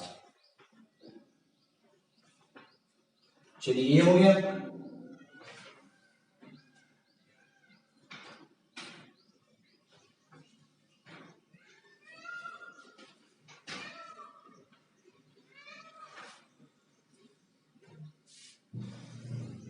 ये भी कोएंजाइम की तरह काम करता है, हालांकि बहुत सारों में। नेक्स्ट आ जाता है, एक सेकंड,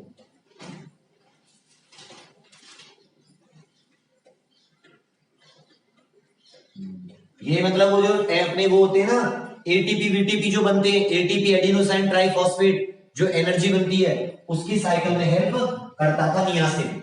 नेक्स्ट आ जाता है vitamin B5, pantothenic acid, pantothenic acid, pantothenic अम्ल,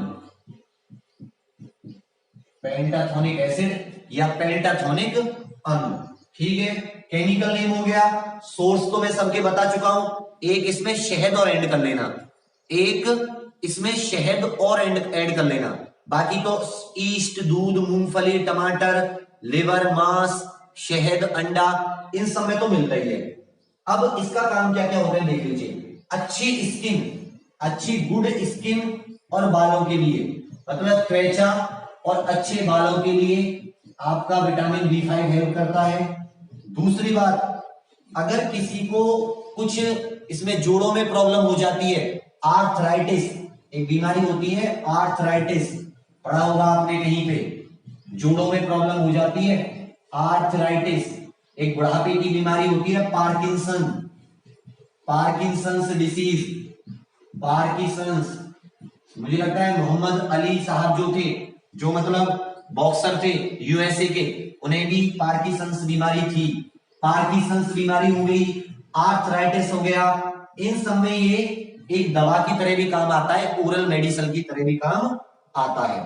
ठीक है, विटामिन B5 और इसकी कमी से जो रोग होता है, इसकी कमी से जो डेफिशिएंसी से जो रोग होता है, एक तो होता है डर्मेटाइटिस, जो एलर्जी वगैरह हो जाती है बॉडी पे, त्वचा पे, डर्मेटाइटिस।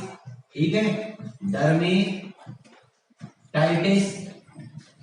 और बाल झड़ जाते हैं, हेयर लॉस हो जाता है, बाल झड़ने लगते हैं, हेयर लॉस हो जाता है, बाल पकने भी लगते हैं, ग्रे हेयर्स हो जाते हैं, बाल व्हाइट भी हो जाते हैं। तो विटामिन B5 की कमी से, फिर से सुन लीजिए, त्वचा बालों का अच्छे स्वास्थ्य के लिए, और अगर किसी को जोड़ों में दर्द है, आर्थराइटिस की समस्या है या पार्किंसंस डिसीज है, तो उसमें भी इसको दवाई की तरह इस्तेमाल किया जाता है। Dermatitis, hair loss, grey hair, बालों का पकना, बालों का झड़ना, वो सब कुछ इसकी बीमारियों के लक्षण हैं जो इसकी डेफिशिएंसी से हो जाते हैं। ठीक है, दूसरी बात जो इंपॉर्टेंट है कि ये जो फैटी एसिड होते हैं, फैटी एसिड के मेटाबॉलिज्म, जो फैटी अम्ल होते हैं उसके मेटाबॉलिज्म में बहुत इंपॉर्टेंट हेल्प करती है। क्लियर है? विटामिन B5 इसमें ज्यादातर इनके जो कुछ विटामिन है बीच के, B2, B3, B5, इन सब में इनके रासायनिक नाम ज्यादा पूछे जाते हैं, इनके रासायनिक नाम इस सब में ज्यादा पूछे जाते हैं। तो सही चल रहा होगा, थोड़ी देर इसको पूरा ही कर लो, हो जाए तो। Vitamin B6, vitamin B6 pyridoxine, ये नींद नहीं आने देती अच्छे से, ये बची हुई पायरिडॉक्सिन, पायरिडॉक्सिन। चलिए पायरिडॉक्सिन देख लेते हैं। इसकी जो सक्रिय रूप होता है, जो बॉडी में B6 जिस सक्रिय या एक्टिव फॉर्म में पाया जाता है उसको बोलते हैं पायरिडॉक्सल 5 फॉस्फेट, पायरिडॉक्सल 5 फॉस्फेट। ये पूछ लिया जाता है कभी कभी कि विटामिन B6 की बॉडी में एक्टिव फॉर्म क्या होती है, जिसे आप शॉर्ट में PLP भी कह सकते हैं। ये कोएंजाइम होता है। कोएंजाइम मतलब एक सहायक एंजाइम जो लगभग अप्रोक्स 100 बॉडी के अंदर जो क्रियाएं होती है, रिएक्शंस होती हैं, जो बॉडी के अंदर 100 क्रियाएं या रिएक्शंस होती हैं उनमें हेल्प करता है। कौन सा? PLP एक कोएंजाइम की तरह काम करता है, लगभग 100 क्रियाओं में इसकी हेल्प होती है। इसका विटामिन B6 का रासायनिक नाम क्या होता है? पायरिडॉक्सिन। और इसकी जो एक्टिव फॉर्म होती है आपकी बॉडी में वो होती है PLP, पायरिडॉक्सिल 5 फॉस्फेट। ठीक है, pyridoxine 5 phosphate, PLP। Amino acid, lipid, glucose, इन सबके मेटाबॉलिज्म में हेल्प करता है। मिलता किस किस में है ये? पायरिडॉक्सिल 5 फॉस्फेट, PLP। मिलता किस किस में है? वही साबुत अनाज, मूंगफली, बनाना, सोयाबीन, मीट, वेजिटेबल्स, सब्जी वगैरह। ठीक है, अब आ जाता है डेफिशिएंसी। तो डेफिशिएंसी में इसकी जो कमी होती है, कमियों में वही 2-3 चीजें आ जाती हैं। इससे भी त्वचा वाली प्रॉब्लम होती है, डर्मेटाइटिस, एलर्जी कह सकते हैं इसे, त्वचा की एलर्जी। ठीक है, खुजली वगैरह जो हो जाती है। दूसरी, यहाँ पे मुंह पे यहाँ पे लाल लाल चकत्ते चकत्ते से पड़ जाते हैं, गोल गोल से, रेड इची स्किन, रेड इची स्किन, जो त्वचा होती है वो रेड कलर की अजीब सी स्किन हो जाती है। बेटा विटामिन खत्म हो जाए बस, थोड़ा सा और है। ठीक है, रेड इची स्किन हो जाती है, लाल त्वचा एकदम खुजली वाली। और ये मेंटल डिसऑर्डर, दिमाग का भी बैलेंस बिगड़ जाता है, दिमाग का भी बैलेंस बिगड़ जाता है। विटामिन B6 पायरिडॉक्सिन,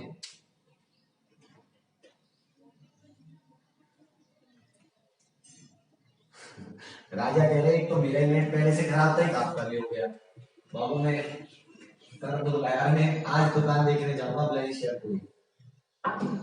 चलो ठीक है, आ जाते हैं विटामिन B7, बस 2-3 और बचे हैं। विटामिन B7 को क्या बोलते थे? बायोटीन, क्योंकि विटामिन B9 को फोलिक एसिड, 10 को फिलोक्विनिन। ठीक है, विटामिन B7 हिंदी में क्या बोलते हैं इसको, मतलब इसका रासायनिक नाम क्या हो जाता है? बायोटिन। यहीं से स्टार्ट करेंगे। सोर्स तो वही हो जाते हैं, मांस, अंडे, ब्रेड, ईस्ट, शहद।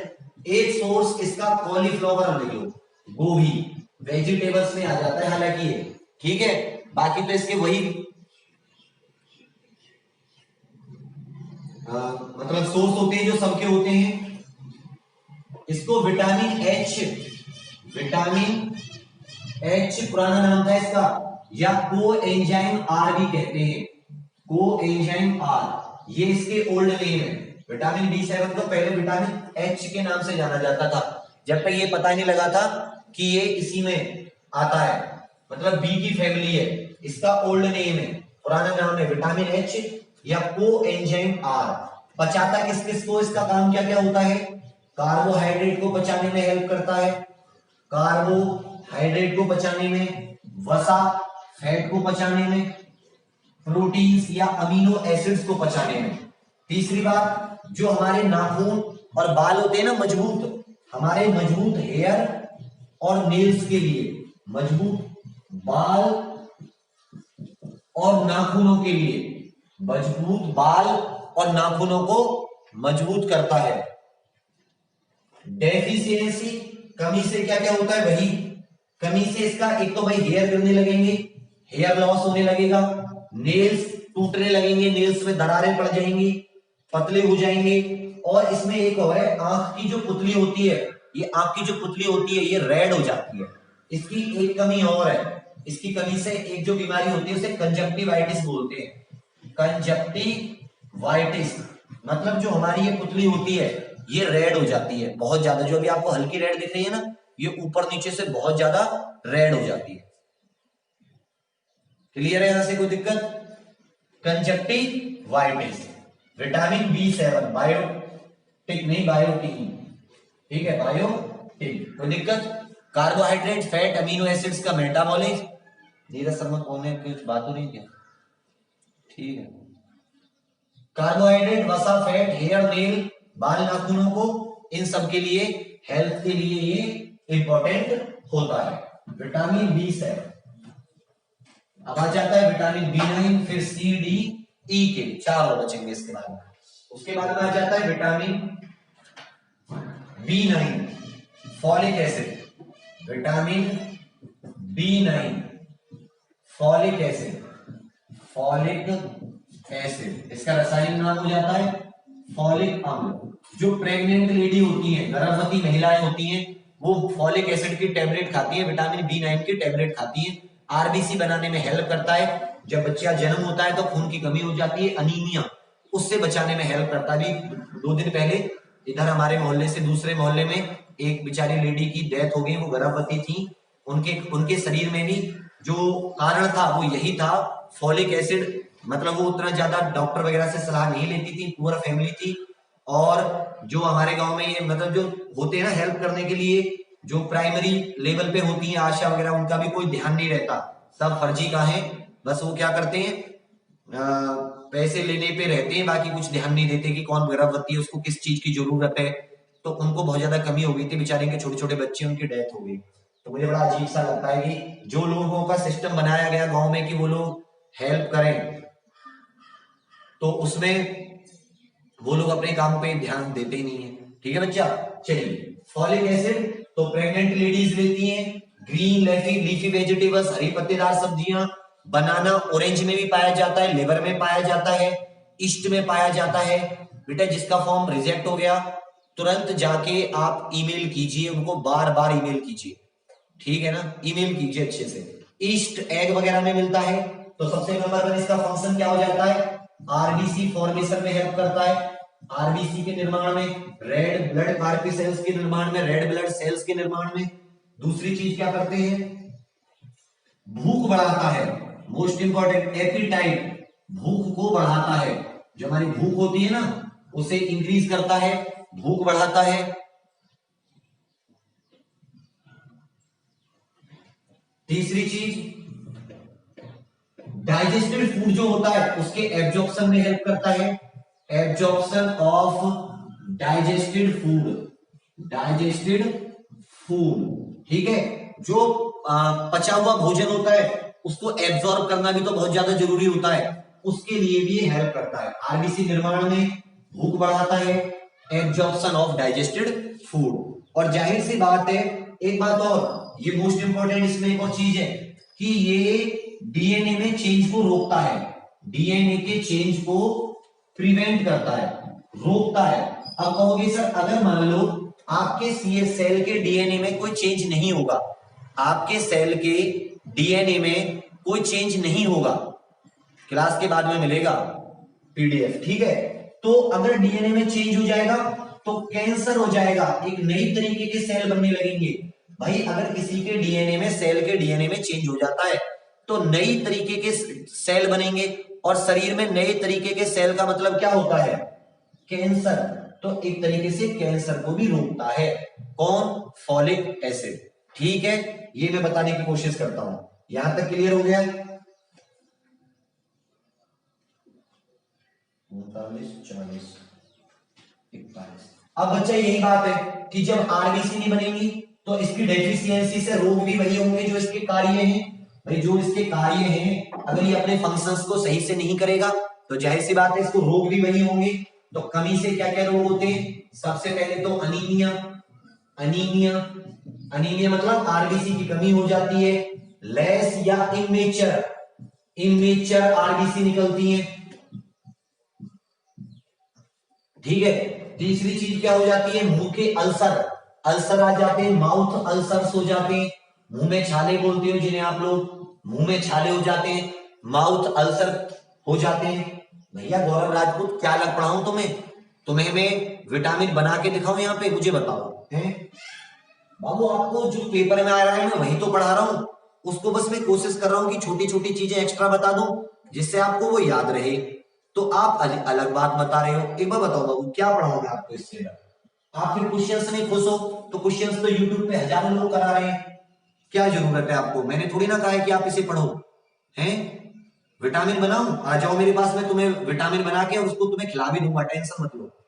मैं विटामिन बना भी दूंगा, तुम्हें खिला भी दूंगा बढ़िया से, टेंशन मत लेना किसी तरह की भैया, ठीक है। और इसके जो और काम होते हैं, और जो विटामिन B9 के बारे में इंपॉर्टेंट है मैं आपको नोट्स में दे दूंगा, ठीक है। चलिए बेटा, जिसकी डिसीज है, जिसकी डिसीज का नाम है उसकी डिसीज का नाम दे देंगे, जिसका नहीं है उसे छोड़ देंगे, ओके। चलिए विटामिन B9 हो गया, उसके बाद में आ जाएंगे विटामिन B12,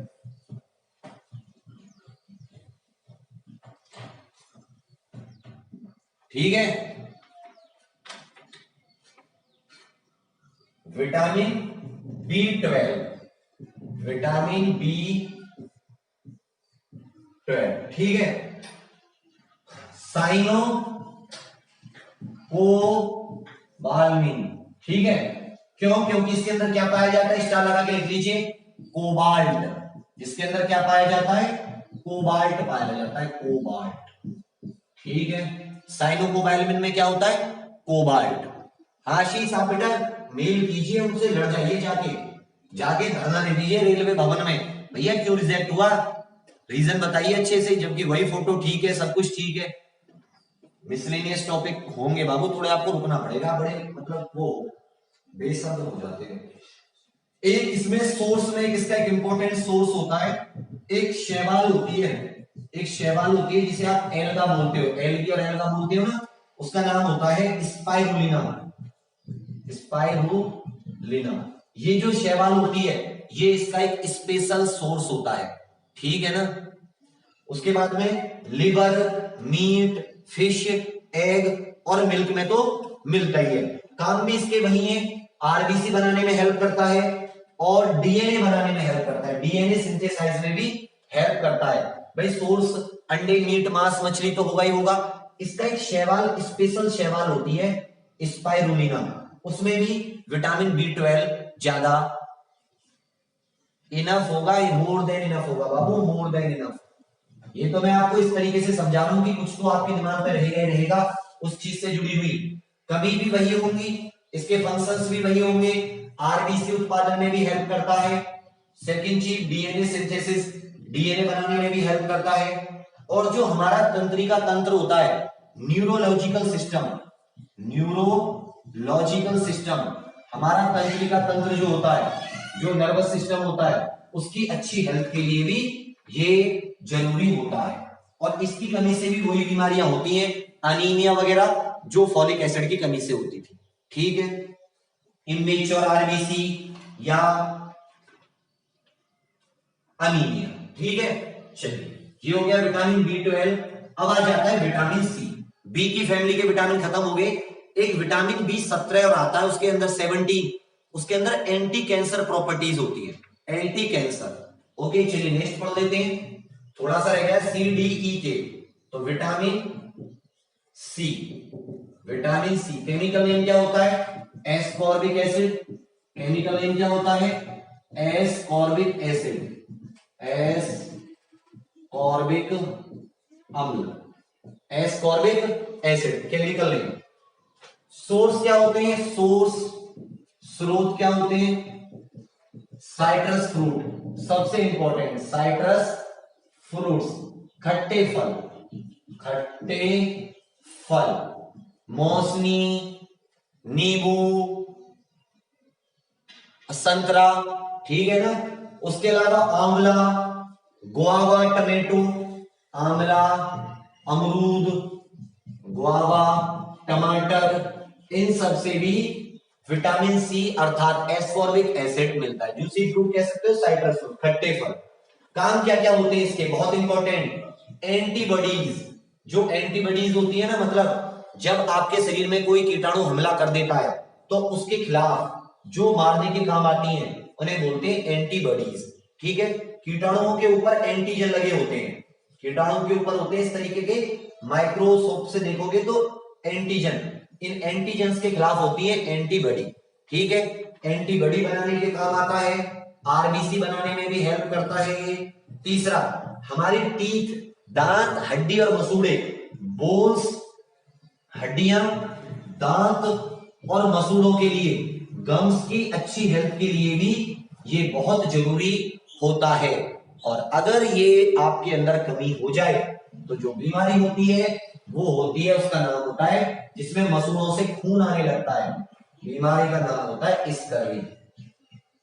स्कर्वी रोग कौन सा हो जाता है इसकी कमी से? स्कर्वी रोग हो जाता है, रोग। डेफिशिएंसी कौन सी हो जाती है? स्कर्वी। ठीक है, आरबीसी बनाने में भी हेल्प करता है, क्योंकि ये मिलके काम करते हैं, इकलौती कोई चीज आरबीसी नहीं बनाती, बहुत सारी चीजें होती हैं। एंटीबॉडीज हड्डियों की अच्छी स्वास्थ्य के लिए, दांतों के अच्छे स्वास्थ्य के लिए, मसूड़ों के अच्छे स्वास्थ्य के लिए। कमी हो जाए, टूथ डिके होने लगता है, स्कर्वी नाम की बीमारी हो जाती है। ठीक है, क्लियर है? यहां तक कोई दिक्कत नहीं है। विटामिन डी आ जाता है, थोड़ा सा रह गया है बस 5-10 मिनट का खेल। विटामिन डी का मोस्ट इंपॉर्टेंट है ये भी, विटामिन डी। ठीक है, विटामिन डी, कैल्सीफिरोल, कैल्सीफिरोल। तो यहां तो नाम तुरंत याद आ जाएगा, मतलब कैल्सी माने कैल्शियम, कैल्शियम की जो मेटाबॉलिज्म है उसमें बहुत ज्यादा हेल्प करता होगा। सोर्स सुन लीजिए, स्रोत क्या क्या होते हैं? चीज, पनीर, मक्खन, बटर, घी, एग, फिश ऑयल, मछली का तेल। ठीक है, कैल्शियम, मक्खन, घी, अंडे, मछली का तेल आदि। देखो हमारी स्किन, जो हमारी त्वचा होती है, एक और इसका सोर्स लिख लेते हैं, त्वचा। त्वचा में चीज होती है जिसका नाम होता है अर्गेस्ट्रोल, अर्गेस्टिरॉल, अर्गेस्टिरॉल। ठीक है, अर्गेस्टिरॉल नाम की चीज होती है। अगर ये जो अर्गेस्टिरॉल नाम का पिगमेंट होता है, इस पे यूवी रेज पड़ जाए पराबैंगनी किरणें पड़ जाए सूरज की पराबैंगनी किरणें, तो बाबू विटामिन डी बन जाता है। तो हमारी जो स्किन होती है, त्वचा होती है, ये अल्ट्रावायलेट किरणों की मदद से, सूरज की रोशनी में अल्ट्रावायलेट किरणों की मदद से, हाँ ये फैट सॉल्युबल होता है, कीड़ा, ये पहले लिखा चुका हूं मैं। स्किन, त्वचा भी ये पिगमेंट होता है अर्गिस्टिरोल, तो काम लायक उसे बना लेती है। क्लियर है यहां तक? एक सिंपल बात है, स्किन होती है, स्किन में अर्गिस्टिरोल नाम का पिगमेंट होता है, यूवी रेज उस पर पड़ती है, तो क्या बन जाता है? Vitamin D. बाकी अंडे, मछली का तेल, इन सब में भी पाया जाता है। काम देख लेते हैं इसकी। विटामिन डी कुछ कैल्शियम से जुड़ा हुआ है, कैल्सीफिरोल, तो भैया ये कैल्शियम एब्जॉर्प्शन और कैल्शियम को अवशोषित करने के बाद कैल्शियम को पहुंचाना कहां होता है? कैल्शियम को बोन्स, हड्डियों तक पहुंचाना होता है। सभी को गुड मॉर्निंग, अभी जगे हो, कोई बात नहीं। तो फिर से देख लेते हैं, increases absorption of calcium, calcium के अवशोषण को बढ़ा देता है, जो कैल्शियम होता है उसके अवशोषण को। फिर इस कैल्शियम को डिपॉजिट भी करता है, कहां डिपॉजिट करता है? बोन्स, हड्डियों में। भाई कैल्शियम को जरूरत भी तो पड़ती है, ठीक है ना। अब बात आती है इसकी कमी से रोग क्या क्या होते हैं। कमी, तो दो तरीके के रोग होते हैं बच्चों में। एक तो बच्चों में होता है, बच्चों मतलब चाइल्ड में, चिल्ड्रन जो होते हैं, छोटे बच्चे, उनमें होता है रिकेट्स नाम की बीमारी। कौन सी नाम की बीमारी? रिकेट्स, जिसे सूखा रोग भी बोलते हैं। सूखा रोग, हड्डी बड्डी मजबूत नहीं रहती, टांग टेढ़ी हो जाती है, पैर बाहर की तरफ निकल जाती है। क्यों निकल जाती है? क्योंकि आपको साथ पता चल रहा है, अच्छी बुकें, कोई दिक्कत नहीं है। रिकेट्स, जब कैल्शियम अच्छे से, भाई आपके अंदर विटामिन डी नहीं होगा, बच्चों के अंदर कैल्शियम अच्छे से डिपॉजिट नहीं हो पाएगा हड्डियों पे। कैल्शियम जब हड्डियों पे जमा नहीं हो पाएगा तो हड्डियां हो जाएंगी पतली और वो फैल जाएंगी। 6 से 14 साल की एज मान लो रिकेट्स। जबकि जो बड़े लोग होते हैं, अडल्ट होते हैं, अडल्ट वयस्क होते हैं, अडल्ट में जो बीमारी होती है वयस्कों में, अडल्ट या वयस्क में जो बीमारी होती है वयस्क लोगों में, हम जैसे लोगों में, आप जैसे लोगों में, उसमें होता है ऑस्टियोमेलेशिया। ऑस्टियोमेलेशिया, उसमें कौन सी बीमारी होती है? Osteomalacia, osteomalacia. क्लियर है? इस बीमारी क्या होती है? हड्डी खोखली सी हो जाती है, हड्डी मजबूत नहीं रहती, ऑस्टियोमेलेशिया। ठीक है, एक वर्ड एक हमेशा याद रखना, जहां भी ये शब्द आ जाए, ऑस्टियो, ऑस्टियोपोरोसिस, ऑस्टियोमेलेशिया, ऑस्टियोसाइट्स, यहां से समझ लेना कुछ ना कुछ हड्डियों से जुड़ा हुआ है, बोन्स से जुड़ा हुआ है। ठीक है, यहां तक कोई दिक्कत नहीं है ना। ऑस्टियोमेलेशिया, जो लोग लेट आए उनको कम समझ में आएगा, विटामिन पढ़ रहे हैं, बेस बना के लाए हैं। ऑस्टियोमेलेशिया, बच्चों में रिकेट्स, बड़ों में ऑस्टियोमेलेशिया। क्लियर है? हड्डियों की बीमारी, जहां भी ये ऑस्टियो वर्ड आ जाए ये हड्डियों से जुड़ा हुआ है। जैसे मैंने बताया था ओएसी, ओज वर्ड का मतलब क्या होता है? Sugar, glucose, lactose, maltose, sucrose. ठीक है भैया, चलिए आगे आ जाते हैं विटामिन ई। आगे आ जाते हैं विटामिन ई। विटामिन ई की कमी से, विटामिन ई को क्या बोलते हैं? विटामिन ई के टोकोफिरोल, क्या बोलते हैं? टोकोफिरोल। इसका रासायनिक नाम क्या होता है? टोकोफिरोल। टोकोफिरोल बहुत इंपॉर्टेंट विटामिन है, बहुत ज्यादा इंपॉर्टेंट विटामिन।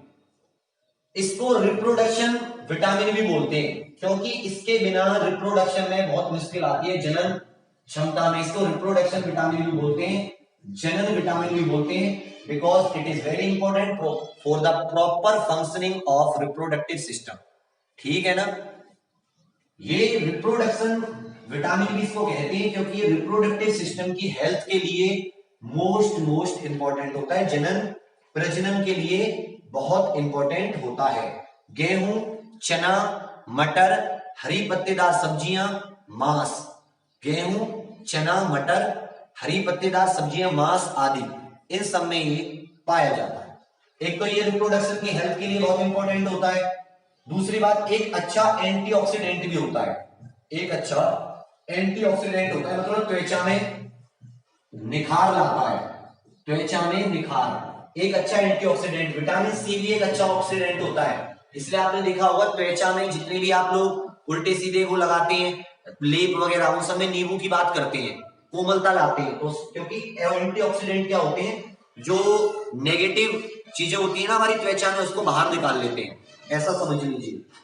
शेप, मसल्स और आरबीसी, जो हमारी मांसपेशियां और आरबीसी होती हैं, मसल्स और आरबीसी होती हैं, उनकी शेप को निश्चित करता है, उनकी आकृति को सुनिश्चित करता है विटामिन ई। ये भी इसमें इंपॉर्टेंट हो जाता है, ठीक है, ये भी इसमें इंपॉर्टेंट हो जाता है। बहने से बंद करिए क्या, थोड़ी देर बाद बोल देना भिंडी टमाटर, ठीक है। देखो वो अभी तुम विटामिन पढ़ रहे हो और वो वहां पे भैया आवाज लगा रहे हैं कि आप इन सब चीजों को खाओ जिससे ये सारी की सारी चीजें आपके अंदर आ जाए, ठीक है, क्लियर है, ओके। गांव में ऐसे होता है, सुबह सुबह वो सब लोग आ जाते हैं, ओके। एंटीऑक्सीडेंट त्वचा में निखार, मसल्स की आरबीसी की शेप निश्चित करता है, और अगर इसकी कमी हो जाए तो रिप्रोडक्टिव सिस्टम फेल हो जाता है, स्टेराइल हो जाते हैं लोग। दूसरी बात, मसल्स और आरबीसी, मसल्स की शेप चेंज हो जाती है, आरबीसी की चेंज हो जाती है, और लास्ट हो जाता है विटामिन के। रुक जाओ बस 5 मिनट रुक जाओ, तुम लोगों में सब्र नहीं, कैसे मैराथन करोगे तुम लोग दोबारा।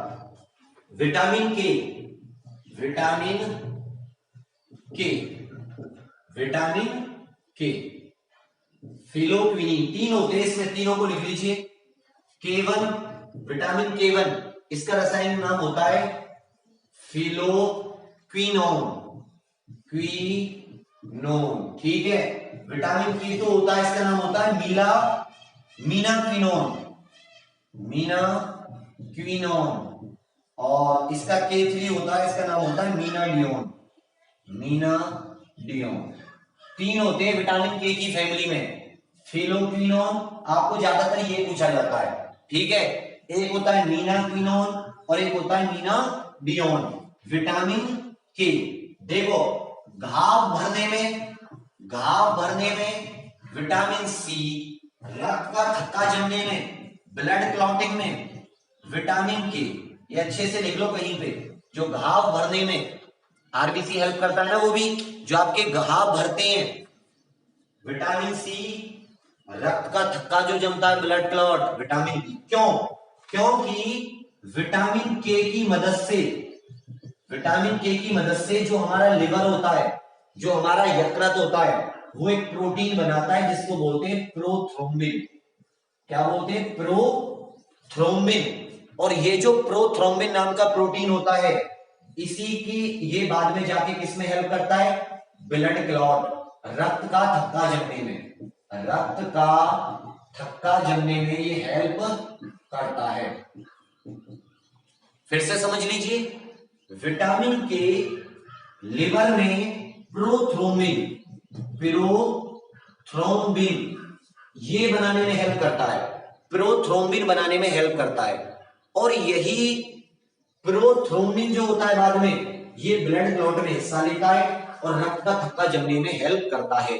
अब इसकी बीमारी आ जाती है, अगर मान लो विटामिन के नहीं होगा, प्रोथ्रोम्बिन नहीं बनेगा, अगर प्रोथ्रोम्बिन नहीं बना तो रक्त का थक्का नहीं जमेगा। इसका मतलब खून का जो स्रावण होगा, आपके अंदर से जो खून ज्यादा होगा वो ज्यादा देर तक निकलेगा और बीमारी होने के चांस ज्यादा होंगे, ठीक है, बीमार होने के चांस आपको ज्यादा होंगे।